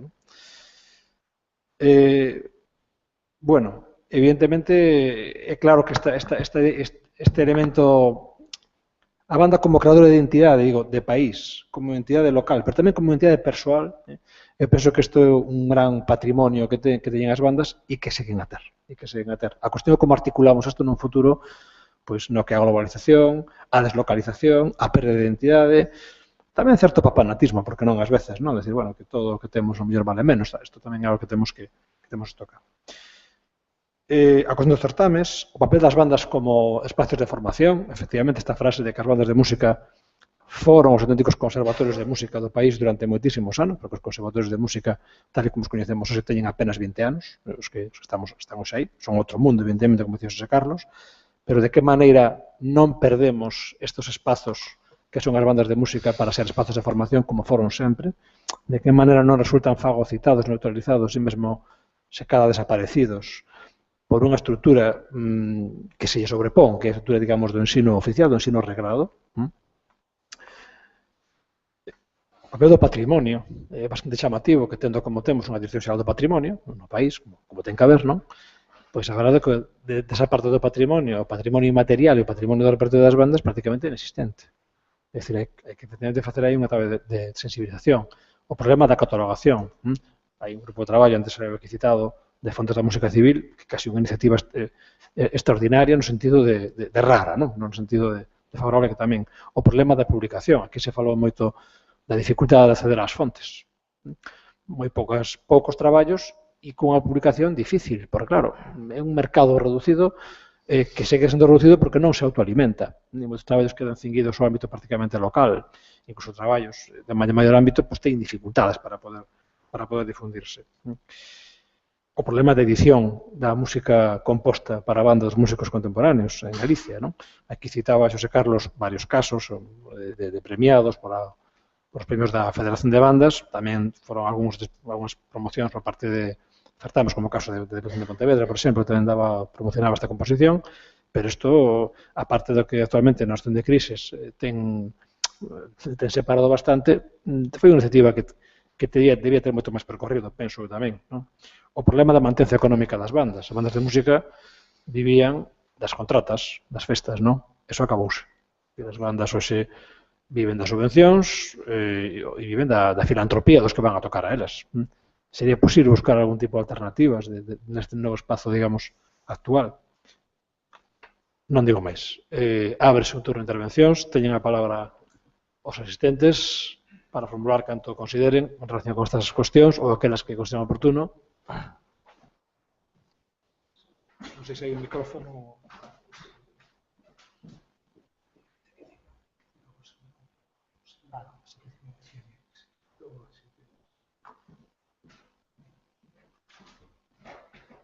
Bueno, vamos a romper o xeo pola parte dos que veñen comisionados para eso, que son os interventes, por favor, que era de vos, sobre que consideren estas cuestións. Ampliar o texto. Comentabas aí en primeira instancia, Luís, a importancia dos uniformes que tiñan as bandas de música, que, de feito, era un elemento diferenciador tamén entre as bandas de música municipales ou amparadas polo poder político e as bandas de música popular, no sentido de que os uniformes das bandas de música municipais se asemellaban moito máis aos das músicas militares. Decía, quero recordar que era Claudio González, na súa obra Historia do traxe galego, que na Galicia de principios do século XX existían esencialmente tres tipos de traxe, que era o do traballo diario, o dos domingos e o dos días de festa. Quero dicir que, neste sentido, a importancia que tiña a presencia dunha banda uniformada de música neste contexto de finais do século XIX e finais do século XX, xa introducíndonos no tema social que antes tamén trataba Carlos ampliamente. Aí sí que vou falar, como Luís antes, do papanatismo, porque creo que é unha cuestión de papanatismo. Vou dicir por qué. As bandas creémonos tan pouca cousa que creemos que parecéndonos, os meus respetos, as orquestas, que teñen a súa propia identidade, ben labrada desde fai moitos séculos, creen que vamos a ser millores, que vamos a tocar millor, que nos van a respetar máis. Eu creo que é un erro. É ridículo, como eu vin este verán, unha banda desfilando en smoking e elas con os tacóns daqui a mañán que se enganchaban nas faldriqueiras das rúas. Digo, pero isto non se daban conta que van igual de elegantes con un uniforme, non fai falta as botoeiras, porque eso sí, efectivamente, era de outra época, pero un traxe ben cortadiño, elegante, que a súa corbatiña, e o tema gorra pode ser discutible, non? Porque estamos en outra época. Pero é que non, é que directores que aparecen tocando na rúa con frac. É que a mí parece... Eso vístelo. Sí, sí. Non fai moito tempo, Sí, hai fotos en internet. Me parece unha ridiculez pasmosa, pero tan papanatas somos que non somos capaces de estar correctamente. Eu creo que cada cousa ten o seu. Se ti vas a un certamen a Vasca, a Pajarita e tal, bueno, pois pode ter a súa cabida, as chicas van moi guapas cos seus traxes vestidos e as súas moi ben, todo ben, é outra historia, non? Pero que tiñas que ir a facer o concerto do teu povo e que tiñas que ir de smoking, e que che digan, non, hai que facer a entrada do pasarrúas, non sei que, e vais co smoking, elas cos tacóns, que é imposible tocar o clarinete cos tacóns, é imposible. Digo, pero de quen son estas ideas? De onde ven todo eso? E eu creo que si ven do papanatismo. Do papanatismo, é dicir, se nos parecemos á orquesta, porque o rollo ven de aí. E eu sei non porque o vivín. É que a orquesta vai, pero a orquesta, señores, ten unha tradición diferente á nosa, moito máis antigua que a nosa, e que hai uns estereotipos xa formados que nós non temos por que copiar, nós temos os nosos propios, e eu creo que vamos... Eu, desde logo, estuve en Santiago, cando eu estuve en director, houve grandes intentos del tema smoking. E eu planteime e dixen, non, a banda de Santiago sempre levou o seu traxe, azul ou negro, co seu escudo, a súa corbata, e dille sempre a razón ao maestro Bartolomé. Sí, señor, excepto unha gorra, polo que comentábamos. Parecía que a gorra que non estamos moito de acordo con ela. E como tamén ten moito que ver con militar, creo que temos que ir hacia outros camiños. Pero o tema do traxe sí que me parece absurdo o que está pasando en moitas bandas populares. Eu quería dicir que continuamente dá a sensación de que algo que tivemos, algo que foi moi importante, perdeuse. As bandas foron un movimento de éxito que eu, así grosamente, compararía ao que hoxe en día é a música pop. Nas radios, nas teles e tal. As bandas, a principios do 19, eran a música. E as bandas arrinconaron a outros estilos musicais ou outros xéneros musicais. Os gaiteiros, que eran os que dominaban o torreiro, dominaban as procesións, dominaban as misas e tal, se viron arrinconando porque entra unha nova forma musical moi exitosa. Eu creo que unha forma musical que ten un componente de repertorio centroeuropeo, por un lado, de nacionalismo español, por outro, e tamén de nacionalismo galego. As tres vertientes, polo menos nas bandas que eu teño estudiado, están presentes aí, non? Hai esos tres fenómenos. Dende o punto de vista do nacionalismo musical galego é importantísimo, porque obras, como as que antes comentamos, Alborada de Veiga, non sei que, non serían tan coñecidas se non houbera as bandas que as divulgaron, non? Masivamente. A Alborada de Veiga, en Bos Aires, vamos, nas sociedades galegas da migración era prácticamente como himno español, ou como... Entón, eu creo que debemos ter claro esa percepción de que as músicas están sempre en procesos de cambio, continuamente. A música de gaitas non desapareceu porque ao mesmo tempo que entraban e eran fortes as bandas, o galeguismo cultural foi moi potente. E entón, os coros galegos, as irmandades da fala, os gaiteiros, todo este rollo que hai nos primeiros, bueno, ata a República, desde o principio do século, de alguma forma, crean tamén o seu espacio.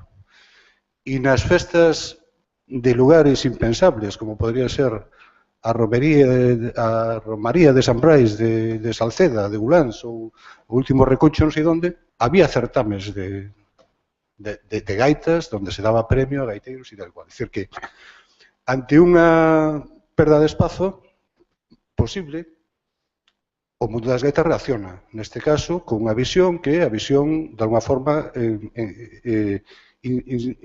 inserida nun movimento político-cultural que é o galeguismo e todo eso. Entón, as bandas ocuparon ese lugar preeminente durante un certo tempo na cultura española e na cultura galega. E despois da Guerra Civil e despois, sobre todo, especialmente nos anos 50, deixan de ter ese papel. De feito, desaparecen, excepto algúns sitios que se comentaron, realmente desaparecen. E logo hai un volver a empezar na miña zona na época dos 70, non?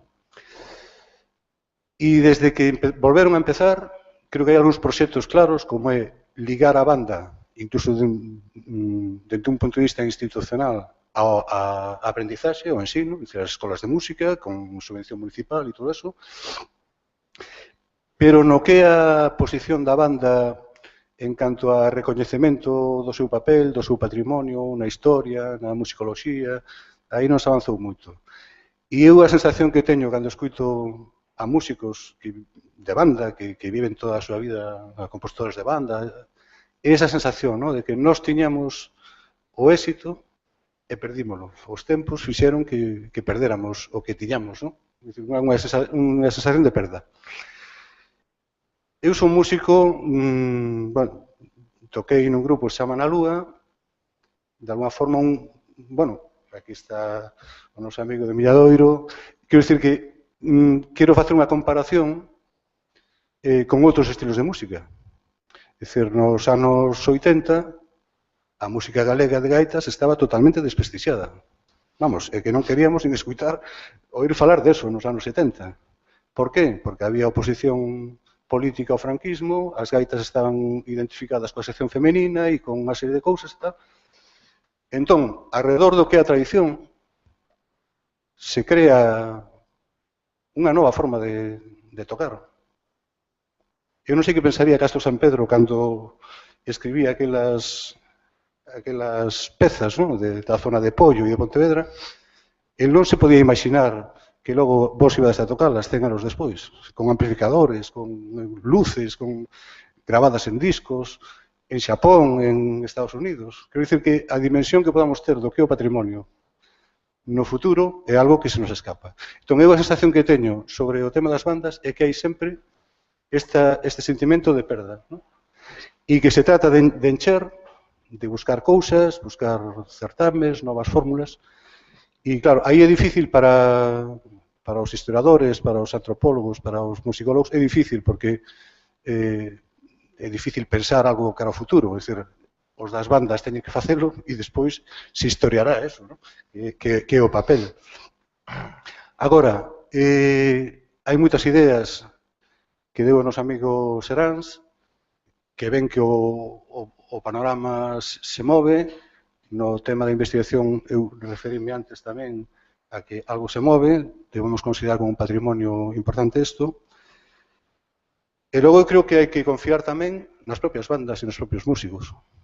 É dicir, hai unha cuestión colectiva que afecta a federación, que afectará ao pensamento global das bandas, pero tamén ten que haber un pensamento individual e creativo das bandas ou dos seus músicos.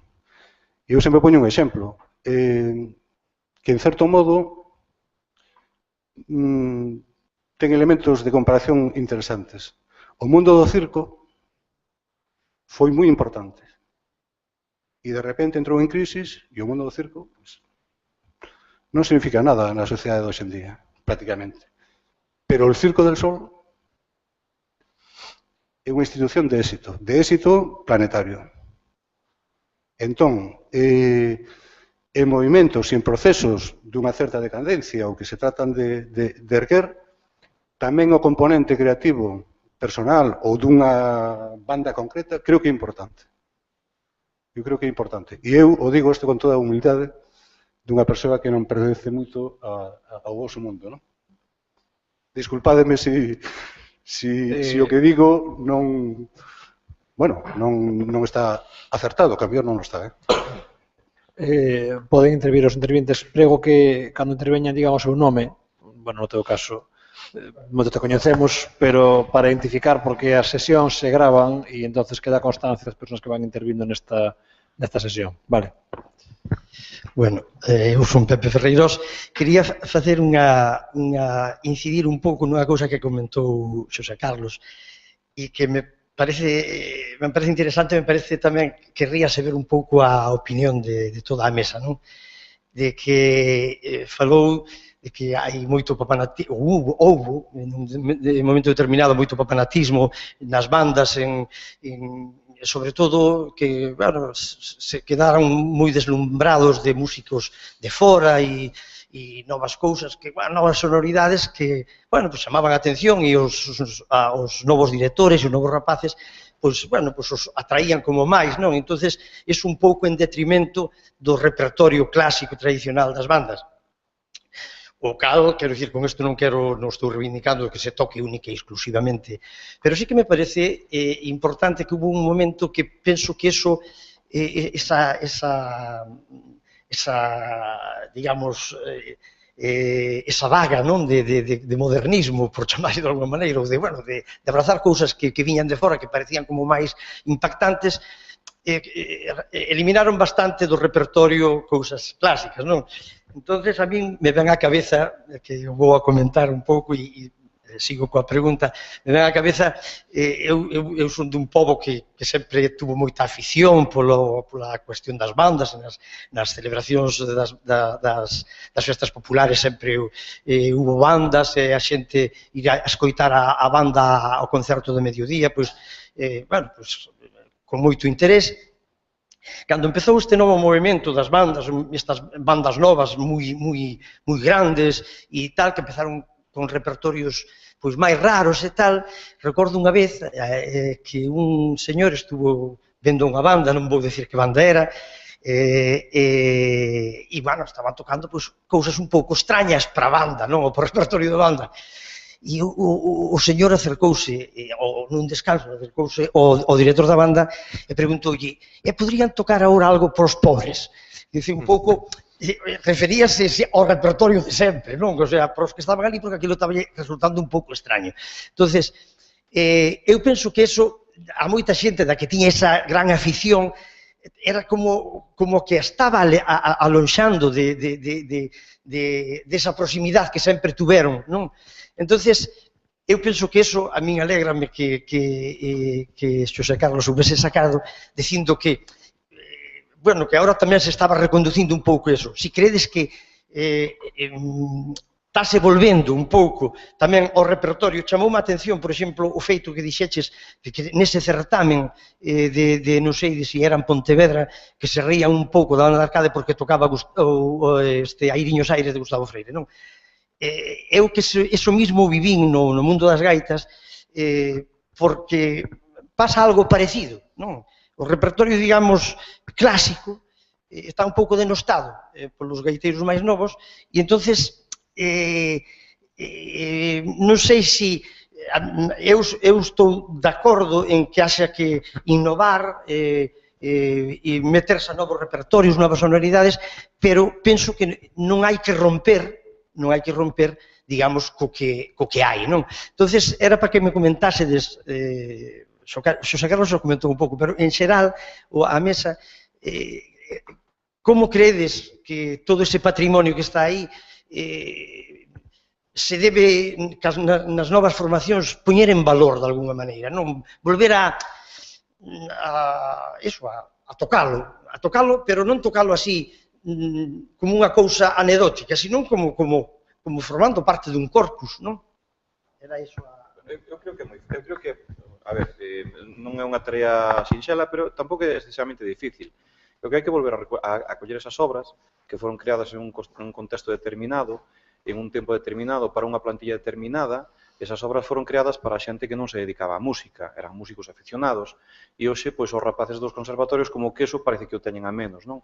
Pois haberá que coller esas obras e reescribilas. Quere dicir, fagotes non hai que poñerllos, non temos contrabaixo nin chelo, hai que poñerlo, porque iso é o que traen. Iso foi o que nos deslumbrou a todos nós, o que veu de fora, contrabaixos, chelos, non sei cantas trompetas. O Airiños Aires pódense poñer 2 trompetas máis, non pasaría absolutamente nada.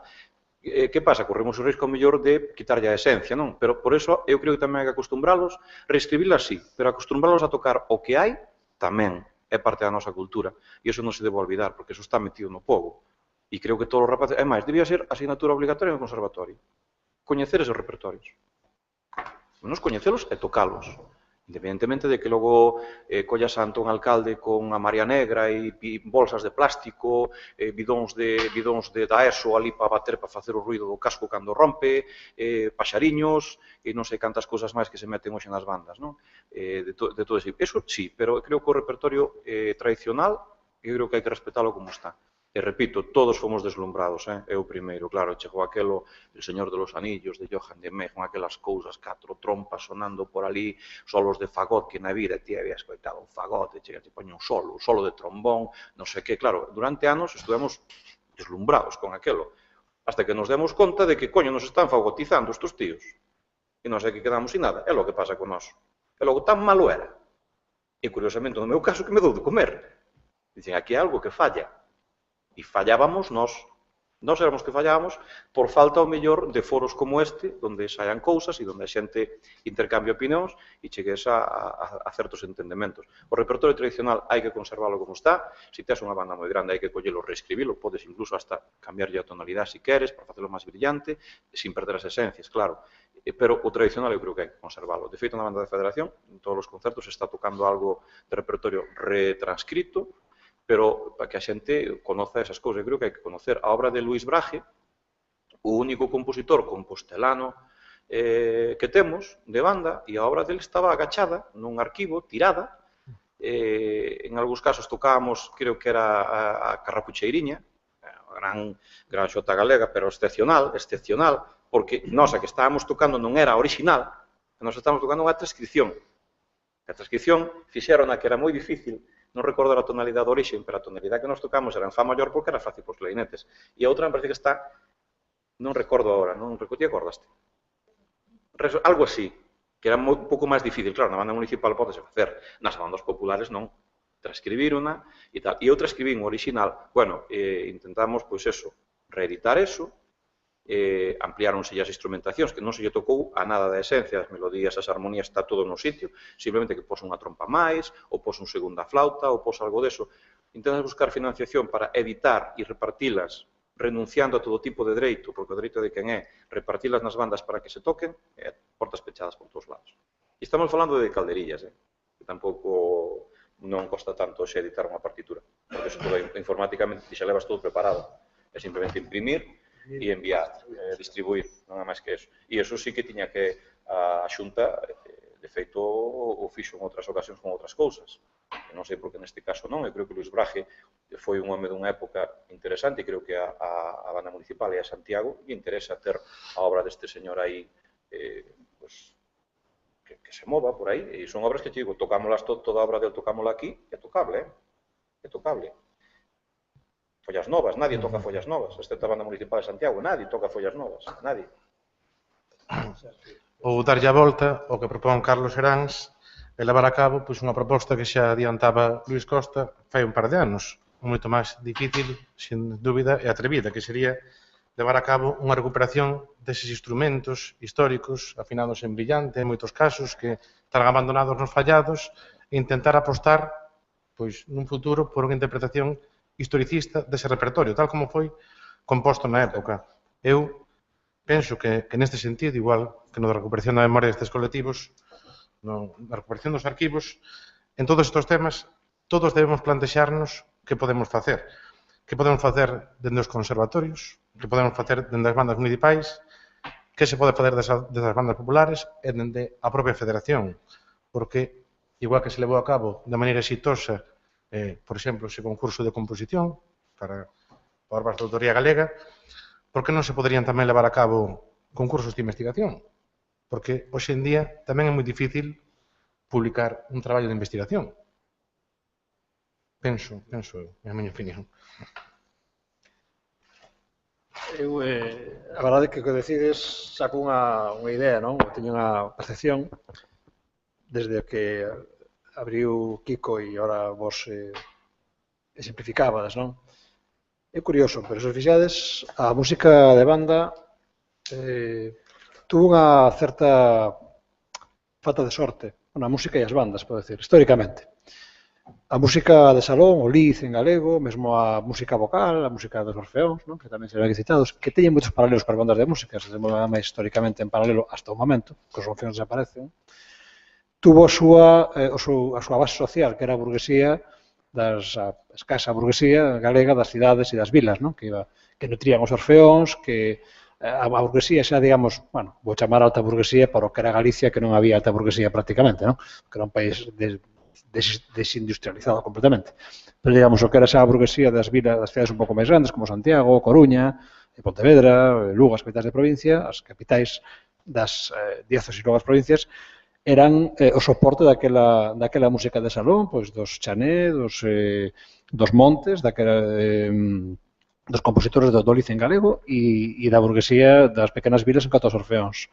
Logo, aparece toda esta moi reducido grupo, pero moi dinámico da inteligencia galeguista, que mencionaba Pepe en canto ao mundo das gaitas, no mundo da música tradicional, que logo tamén mencionaba Kiko, que fixeron posible a recuperación, a aparición daqueles cancioneros históricos, e logo incluso entroncar, ¿no? Cando chega o momento, digamos, xa despois da Guerra Civil e no poder da transición, entroncar de alguna maneira aquel pulo daquele galeguismo cultural apoiando aquela música tradicional de gaitas.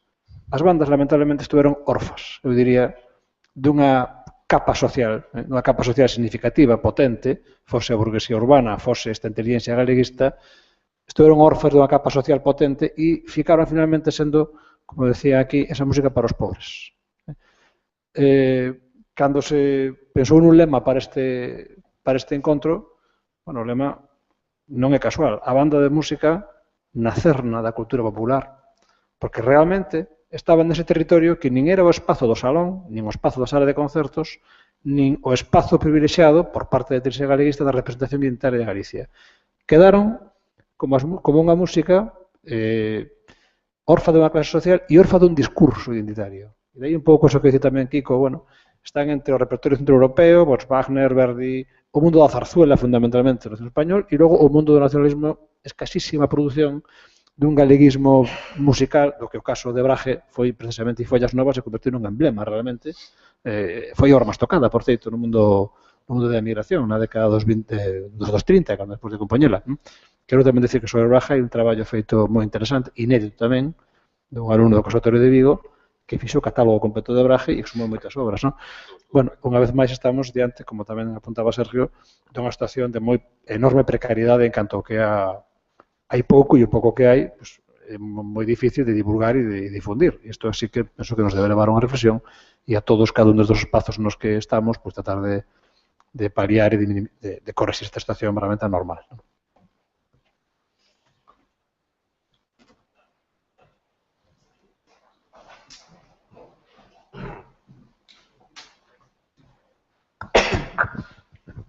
Bueno, hola, boa tarde. Son Roberto Ouza e quería comentar así algunhas cuestións que non sei se serán acertadas ou non, pero sí que me gustaría deixar abertas por se hai algún tipo de valoración. En primeiro lugar, quixera darvos os parabéns porque a verdade é que me pareceron moi interesantes as tres visións que se deron hoxe aquí. Creo que, eu personalmente voume con unha visión bastante plural e xeral do que é o panorama das bandas no noso país. Dito isto, gustaríame, valorar unha cuestión que ao mellor non sei se está un pouco esquecida ou non se lle dá suficientemente importancia nos estudos de investigación, que tampouco non sigo ao día, pero, un pouco vendo o panorama que deixades aquí encima da mesa vos, quizá se vos parece que se debería mellor dar máis importancia ás cuestións sociais de ámbito tamén, pois todo ese traballo social que fixeron as bandas durante moitos anos, non? Que ao mellor os traballos de investigación se centran máis na cuestión do patrimonio tamén, porque ao mellor está en risco tamén de desaparecer, que hai que catalogalo, que hai que darlle moita importancia a ese tema, pero para mí sí que tería moita importancia o tema das bandas como dinamizador cultural, non? E educativo tamén.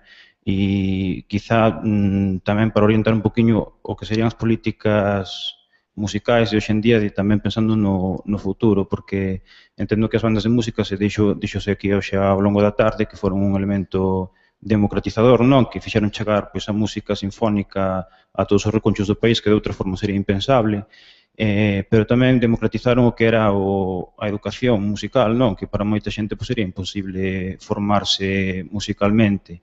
E despois tamén ter en conta que é unha cuestión que eu sempre pois me planteo cos meus alumnos, que pensar unha banda non como unha agrupación democrática, non? De participación democrática, porque ao fin e ao cabo penso que é unha boa metáfora do que é a democracia, no que pois todos os participantes teñen que estar en igualdade de condicións e pensando que cada un deles pois fai parte de todo o que son as bandas. Entón, nese sentido, sí que me parece moi interesante ese papel que desenvolveron durante moitísimos anos as bandas e penso que ese tamén debería ser o camiño, quizá, para seguir avanzando. E, por outro lado, pois, comentar que o papel que está desenvolvendo a Federación a día de hoxe, que me parece fundamental, no cuestión de, digamos, impulsar a creación de novas composicións, de facer un certame, de que as bandas teñan a posibilidade de actuar no auditorio de Galicia, pero, bueno, quizá, non sei se estou acertado ou non, pero sí, ao mellor, recuperar un poquinho o que son as bandas populares, non? Quizá difícil, ao mellor, polos usos sociais, que ao mellor quedan desplazadas, quizá por esas cuestións que comentabades antes, que outras formacións, outras agrupacións ocuparon eses espazos que antes ocupaban as bandas de música, pero eu creo que a día de hoxe ainda está infravalorado que unha banda faga un pasarrúas, non? Ao mellor estou equivocado, porque tamén veño de outra zona na que as bandas pois tampouco teñen, de Burela concretamente, non? No que as bandas pois tampouco non teñen tanta presencia, tampouco teñen ese peso histórico que teñen noutras comarcas do país, pero si ao mellor eu creo que se debería un pouco incidir na recuperación das bandas como bandas populares, non? Bueno, quizás esas dúas grandes cuestións, non? De bandas populares e tamén esa outra cuestión que comentaba sobre digamos, o papel social das bandas de música. Bueno, eu penso que igualmente dende esa perspectiva social, sociolóxica, máis ben, estánse a levar a cabo interesantes investigacións neste mesmo momento, como a de Cristina Vázquez, dirixida polo profesor Luis Costa, e tamén moitas outras que tratan ese tema, pero eu falo no meu caso persoal, pois a miña tese sobre a banda de Ourense, inda que predomine o paradigma historiográfico, teño que recoñecelo, tamén se están tratando temas, en outros moitos traballos, desa ligazón que antes falaban os compañeros coa vida religiosa e civil da época, tamén con cuestións referidas ao sostenimento económico, o que significaba a aportación económica de poder formar parte dunha banda de música na vida diaria, as problemáticas habituales que había nos so das agrupacións, nas regueifas, nos ensaios mesmo, nos propios concertos, discusións por fumar ou non fumar mesmo entre as obras, entre músicos e director, falamos de 100 anos, ou mesmo de como eran aqueles, en algúns casos, durísimos procesos de oposición que superaban os directores para ceder esas prazas. Eu recordo no caso de Bragado que a primeira proba eliminatoria era unha obra de instrumentación, unha obra de piano, había que instrumentala para a banda, duraba 19 horas e media. Quero dicir, pois iso é prácticamente impensable. Entonces, creo que todos esos aspectos tamén son cuestións pois bastante relacionados co tema sociolóxico. Quería facer unha intervención no sentido de que, efectivamente, as primeiras bandas das que sabemos pouquísimo, pero as primeiras son as bandas de hospicios. En Coruña, en Pontevedra, etc. É dicir, As bandas, inicialmente, a parte da imitación da tradición, perdón, do aspecto militar, e tamén hai outro elemento importante, e é que no momento en que as bandas de milicias evolucionan e marchan de Galiza, evolucionan hacia territorios das guerras do norte, das guerras carlistas, se crea un vacío nas poboacións, e hai algunha nota de prensa que o explica, que hai que facer unha banda, porque as bandas que había, as militares, as que nos facían bailar e tal, están en Bilbao ou en Navarra, na guerra. Pero o asunto das bandas de beneficencia son importantísimo. Que pasa? Que é un período do que ano 50 ou 70, de momento, coñece moi pouco, non? Do 19, así.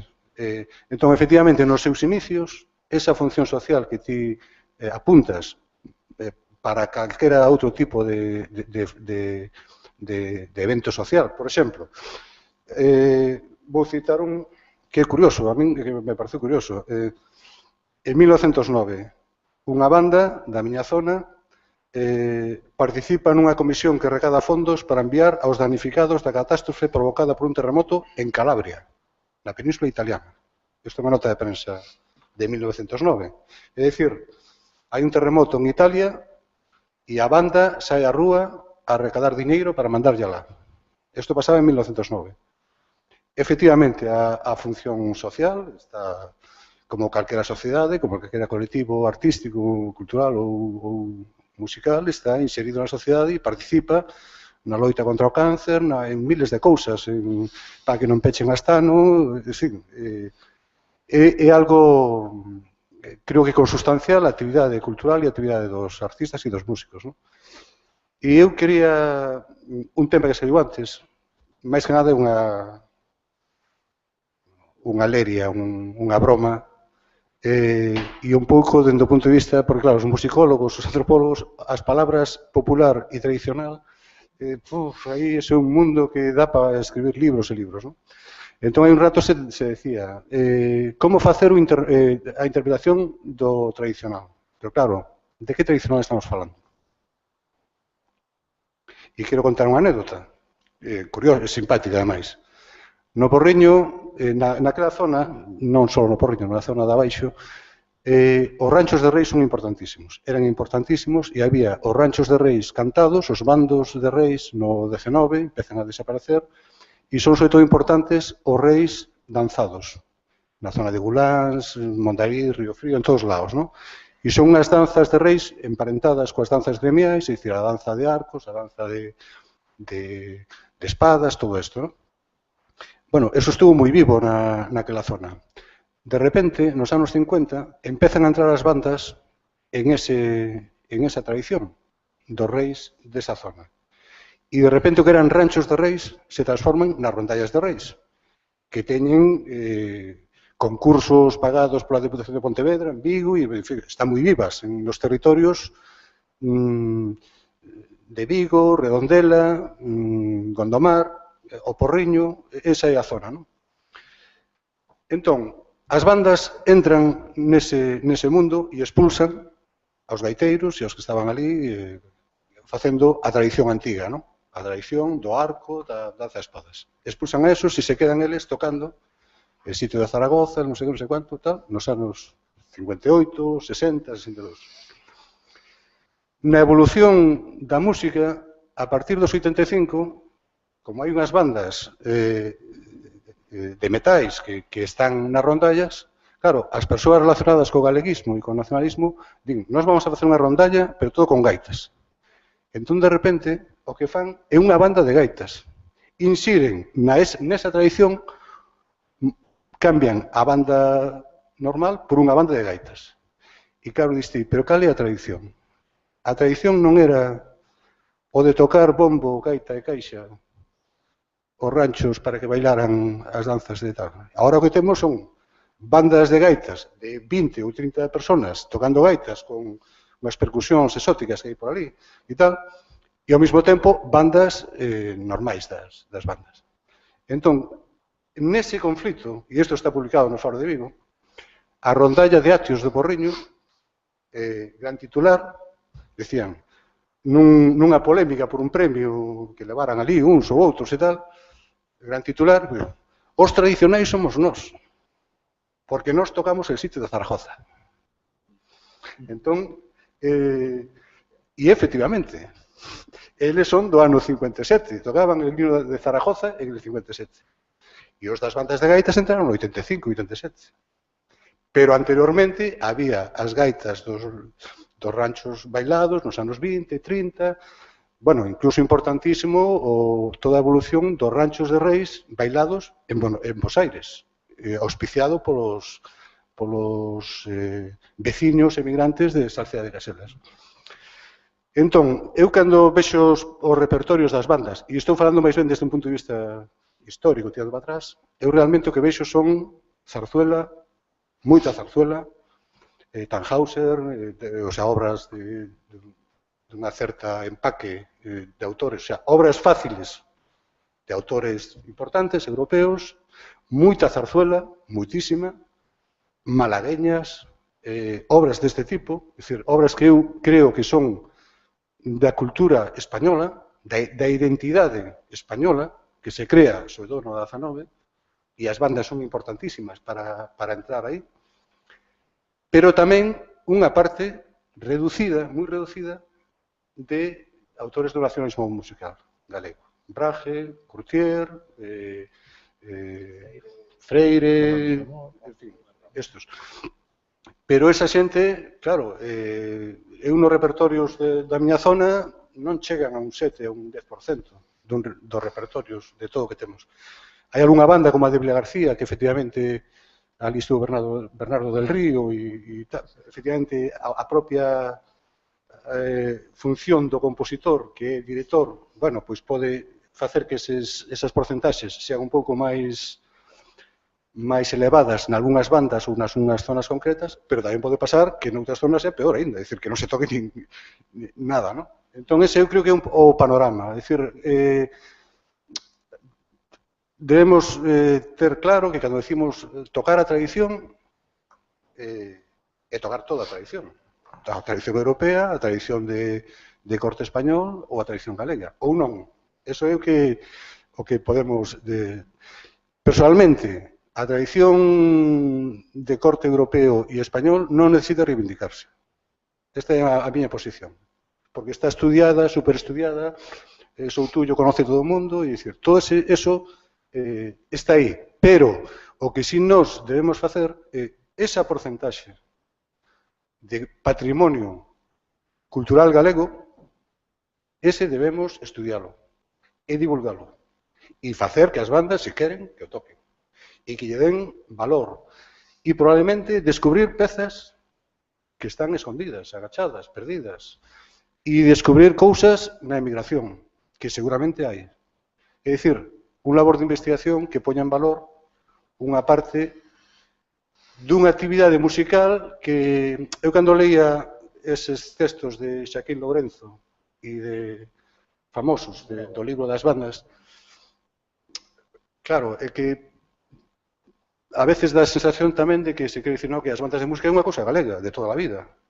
E, bueno, tampouco é exactamente nunha perspectiva histórica, para min, non é exactamente eso, é un movimento de corte cosmopolita que chega a nós e nós o asumimos, nós o transformamos. E se é máis ou menos galego é polo que fixemos nós ao longo da historia. As bandas de música podían tocar simplemente obras de compositores galegos. Non é así. Bueno, é un tema dos galegos ou dos italianos ou dos non sei onde, porque este é un fenómeno, claramente, o tema das bandas é un fenómeno europeo. Hai que terlo claro, non? Nacen todas ao mesmo tempo e en cada sitio ocupan peculiaridades concretas da súa zona. Sí, se me permites, abundando no que te dis, hai unhas cousas que se fan, uns concertos que se fan a través do Xacobeo, e aí conseguimos meter un pouquiño ao nariz a conta de San Francisco de Asís, estas cousas que, bueno, a cuestión é estar aí. E claro, unha das exixencias da Federación é que a metade, o 50% do concerto, ten que ser galego. O sea, fíjate que non chegamos xa nin a pedilo, o sea, só obligamos nas bases. O sea, xa non nos atrevemos a pedilo porque sabemos que non. Entón, nas bases vai obligado. Si queres Piñeira, a pasta, 50%. E sorprenderíaste de algunhas pezas que che mandan como galegas os propios directores. O sea, a leyenda del beso.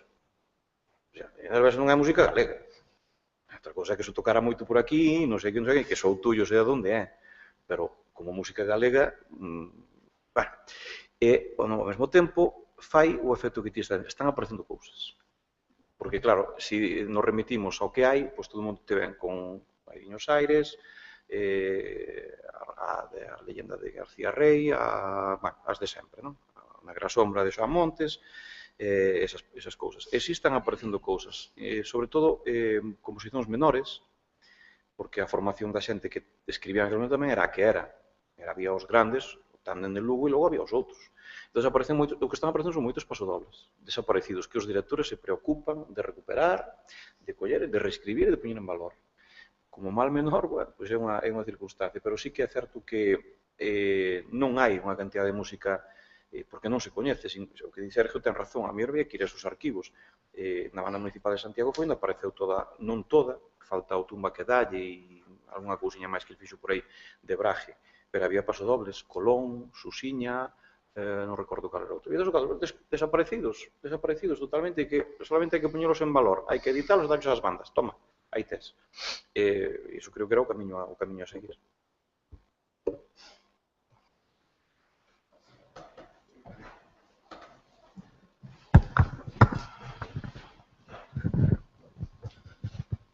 Bueno, eu gustaríame dicir moitas cousas, pero non me van acordar nin a mitad delas. O nome, por favor, sobre o nome. Santiago Vázquez. Quería comentar, sobre todo, sobre dous temas. O do repertorio, que eu creo que estamos incidindo moito nel. Vou empezar por aí. Cunha curiosidade que pasou aí atrás, e falaba antes Seráns de Rogelio Groba, que non entendíamos moito a súa música, estaba moi menospreciada. Nós fixemos unha banda aí atrás, fixemos a banda Filarmónica Solnés, e no primeiro concerto quixemos poñer, bueno, aparte porque nos obligaba a Deputación a poñer unha obra galega, pero non quixemos tocar outras cousas que nos decían, sino que quixemos tocar unha obra de Rogelio Groba, que creo que aparte de tocarse no certamen da Deputación no 2002 non se volveu a tocar, que era, non, esa non, Raíces Gulanxesas, que creo que é unha obra increíble, de moi boa calidade. Cando fomos ao primeiro ensaio pusémoslo no atril, aparte de que os músicos se sabían que iban tocala, escoitamos moitas críticas, porque isto, bueno... Iso antes de tocala. Sí, antes de tocala. Que isto non nos gusta, non sei que, porque podías outra cousa, tal, cual. Claro, estamos no tema sempre. Creo que hai que poñer en valor e forzar, ainda que non queiran, forzar a que teñan que tocar este tipo de cousas. Sabes que iso crea moitas enemistades. Sí. Sí.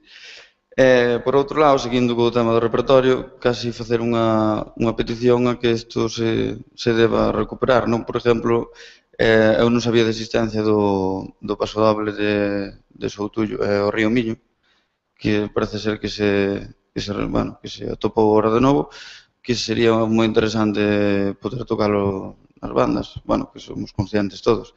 Creo que desde o Consello de Cultura Galega tamén se debería mellor axudar hasta o punto que poidan en que isto se pode facer, volver a reeditar estas cousas, como este pasodoble, moitas cousas que se atoparon e se van volver a topar.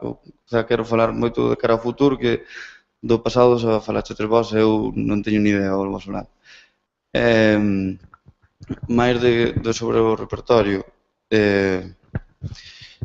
tamén unha cousa que acordoume antes que estaba falando de reeditar, que non sei, vos saberedes vos máis, sobre o tema da revista Armonía, que parece ser que todas as cousas que editaba a revista Armonía eran como reedicións máis pequenas porque era o que iban vender para as bandas, pero que existían edicións originales para unha banda máis grande que parece ser que desapareceu. Non sei se vos podedes ilustrarnos mellor sobre este tema. Eu escoitei varios comentarios, bueno, as noticias que teño da Editorial Armonía que comprou Piles. Piles? No, a outra. Piles. Creo que Piles, sí. No, Rivera. Rivera comprou toda a Editorial Armonía. Entón aí quedan rescoldos. De feito, a Federación comprou algunha, aínda, do que queda. Pero me parece que iso está, unha vez que desapareceu. Concretamente o que dicías do Río Miño de Soutullo, tens que ter, a Soutullo ten unha fundación.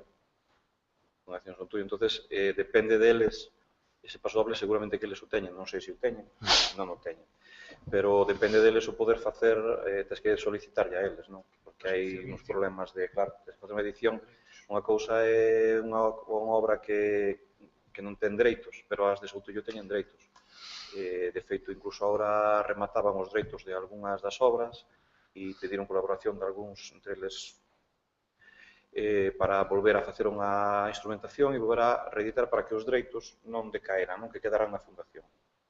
A veces recuperar obras é complexo. Concretamente, gracias a, non recordo como se chama o rapaz este que está facendo o de Luis Braje. El veu por aquí. David Ferreiro. Bueno, entonces, el mandoume os... Claro, se eu quero editar esas cousas, teño que pedir permiso aos heredeiros. Os heredeiros non están aquí. É complicado. Eso, entonces, é unha complicación terrible, mentre non pase o tempo de 75 anos, sí. A veces non é fácil, para conseguimos con Javier Jurado recuperar unha obra de Arroita Jauregui que anduvo por aquí, estuvo na estrada, e deixou algún patrimonio. Como se chamaba esta obra? Celtia, unha obra de corte galego, pero desde unha óptica, bueno, que además me pasou unha cousa para min espeluznante, vindo de quen veu, pero curiosa, non? E sobre todo que me dou unha risa, non? Hai unha parte que fai, según un músico profesional da banda de Santiago, dicía, oye, non se cortou nada en copiar o capricho español de Rimsky-Korsakov.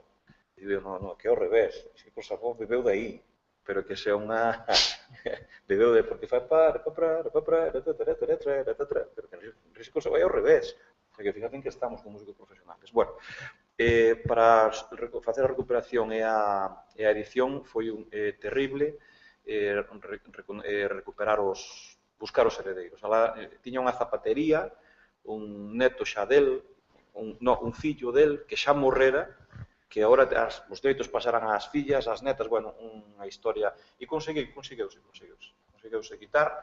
Lógicamente, esa edición non despertou interés, era unha edición que me parece que, bueno, Javier Jurado facía a través da súa empresa, lógicamente ten un custo, pero un custo de 50 euros. Eso está sin vender todo, por 50 euros. Ahora sí, compramos Johann de Meir en 300. Eso non hai problema. No outro lado, ¡pam! Ou, como é? Jan de Han, Jacob de Han, aí pagas, pamba. E paso a tarxeta e non hai ningún problema. Pero intentar que unha editorial, en este caso a única que hai, que se dedicou a recuperar certas obras de corte galego, que che valen 50 euros, e nadie que, claro, cansouse e dixo, acabouse. Quizá en eso os holandeses levan os anos de tasa, non? Porque teñen un montón de editoriais. Está aquí, non, o problema está aquí. E foron ademais, non sei. É todo aquí. Todo aquí. Me quería comentar outra cousa, aparte de outro tema diferente, que é unha idea que me ronda a min máis uns compañeiros, bueno, unha idea non, creo que é un fenómeno que está pasando últimamente que temos comentado algúns compañeiros, é que o mellor a veces exagerámoslo e penso que en algúns casos sí que pasa tal cual. É vou nos poñer tal cual o vexo en algúns sitios donde vin. Que creo que se está enxendrando un problema en algúns casos que noutro lado non é, que son as escolas de negocio. As escolas de negocio. Vexo un problema que cando as escolas pisen as bandas, cando unha banda pasa a ser esclava da súa escola, en vez de ser ao contrario. Creo que non, por sorte, non pasa en todos os casos, nin siquiera na maioría, pero sí que hai un pequeno cambio nos últimos 6-7 anos que quizá vira eu, ou mellor vos podedes velo de outra visión tamén, tedes máis anos e tedes outro punto de vista seguramente, pero nos últimos anos creo que vin un cambio nas escolas, hacia unha profesionalización desas escolas, pero tamén vexo que dentro desa profesionalización, e vexo ben, porque os que nos queremos dedicar á música tamén queremos ter un empleo, que hai algúns escolas que están deixando de ver pola súa banda, están intentando ver demasiado pola escola, deixando de, quizá, de primar a calidade da banda, simplemente por quitar máis e máis músicos para ter máis alumnos. Simplemente primando os alumnos, pero dándolle casi igual a calidade da banda. Sabes que eu vou discrepar aí. O problema non está nas escolas, é unha opinión moi personal, o problema non está nas escolas ni nos mestres da escola, está nos directores das bandas. Con a falta de formación académica, incluso, e humana tamén. Claro, o director o que quere unha banda de 70, dá igual, dixo eu antes, non tocaban todos, e dá igual como toquen. Conozco casos de xente que foi a algún certamen con 40 reforzos e levaba os seus rapaces da banda, os do día a día, sin palletas, para que non tocaran. Ti tamén non sabes. Que foi un certamen destes estratosféricos de Valencia. Un dos que xa non hai, tampouco, non sei como se chamaba eso, que todo o mundo iba a él, que era fantástico e maravilloso, pero non existe. O certamen galego non veñen. Van alá. Van a Kerkrade a tocar a un pabellón, que non digo que non vayan a Kerkrade, o que me ofende é que se vaya a Kerkrade cos recursos que lle corresponden ás 100 bandas que hai en Galicia. E ti sabes que levaron máis recursos a esas bandas que foron a esos sitios que é a propia Federación Galega que logo fai o reparto equitativo para que todo o mundo... Que pasa? Esas bandas teñen padriños, pero é que así entramos outra vez no caciquismo vil. Quere dicir, o que ten padriño consigo os recursos e as bandas pequeniñas que non teñen padriño desaparecen. A Federación quiso facer de transmisor desos recursos para igualar e repartir os recursos o mellor posible, o sea, de pai de todos os demais. Pero, insisto, eu creo que o problema non está nas escolas, nin nos profesores das escolas, que están facendo un traballo moi decente, mellor peor, con altos e baixos, xa sabes como é. Eu creo que o problema está nos directores das bandas. Eu sigo facendo amigos, como ben ves. Eu creo que o problema está nos directores das bandas, porque non todas as bandas teñen ese problema. Hai bandas que funcionan moi ben cas escolas e que se ve, porque quizá hai unha conexión estupenda entre a banda e a escola. O problema é cando o director quere ir de figura, sen selo, e se desliga da escola e que lle poñen ali o músico e que lle poñen a tocar. Non, amigo, non, a esencia do director da banda popular sigue sendo a mesma que foi durante todo este tempo, que é formar músicos. Non che queda outra. E hai que baixar dedo, subir dedo, apreta a palleta, non sei que, ese tipo de cosas que ti sabes que con nós fixeron na banda. E agora non se está facendo.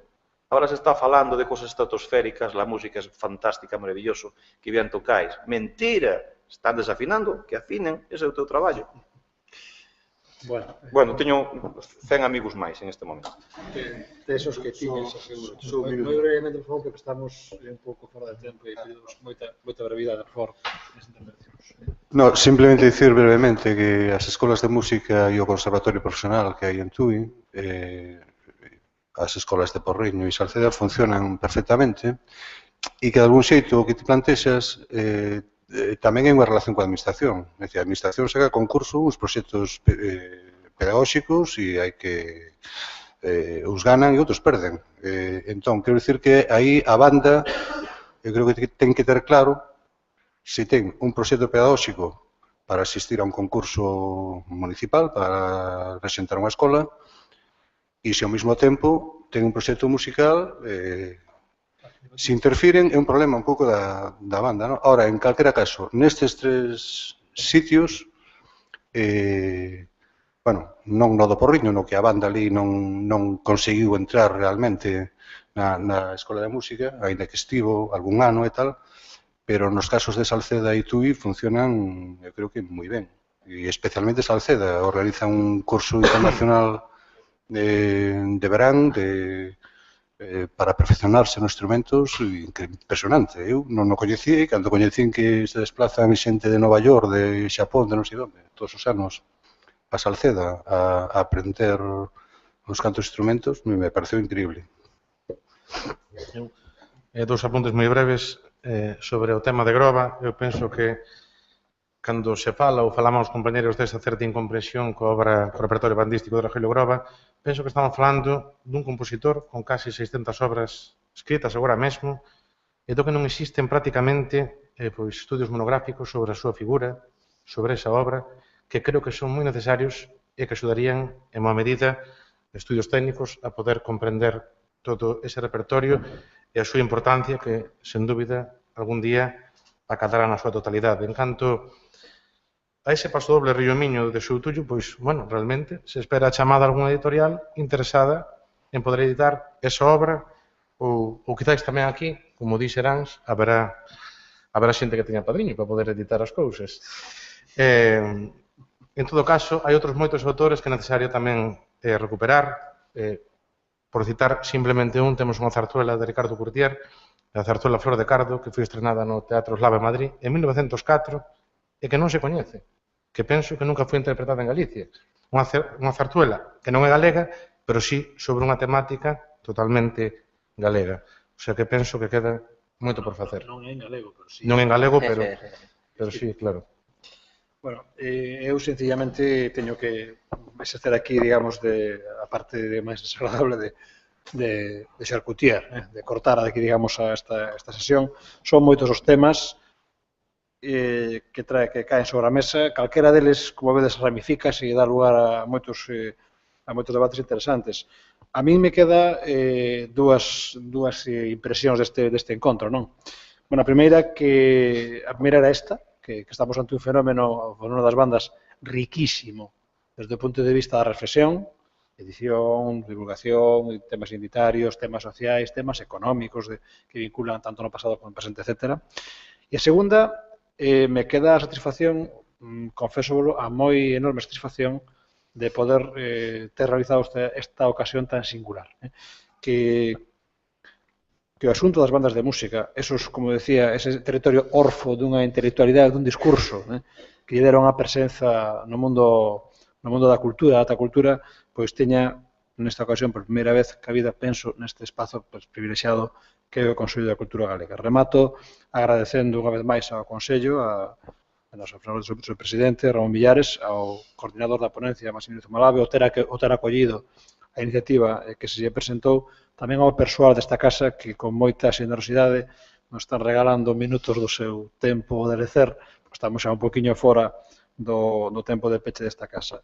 Agradecervos a vos, Kiko, Xosé Carlos, Sergio, pois, o ter aceptado o convite para estar aquí e aportar moita luz, abrir moitas fiestas a esta cuestión, e a todos vos que sodes, non moitos, pero sí moi valiosos, que nos acompañastes nesta tarde. Moitas grazas a todos e boas noites.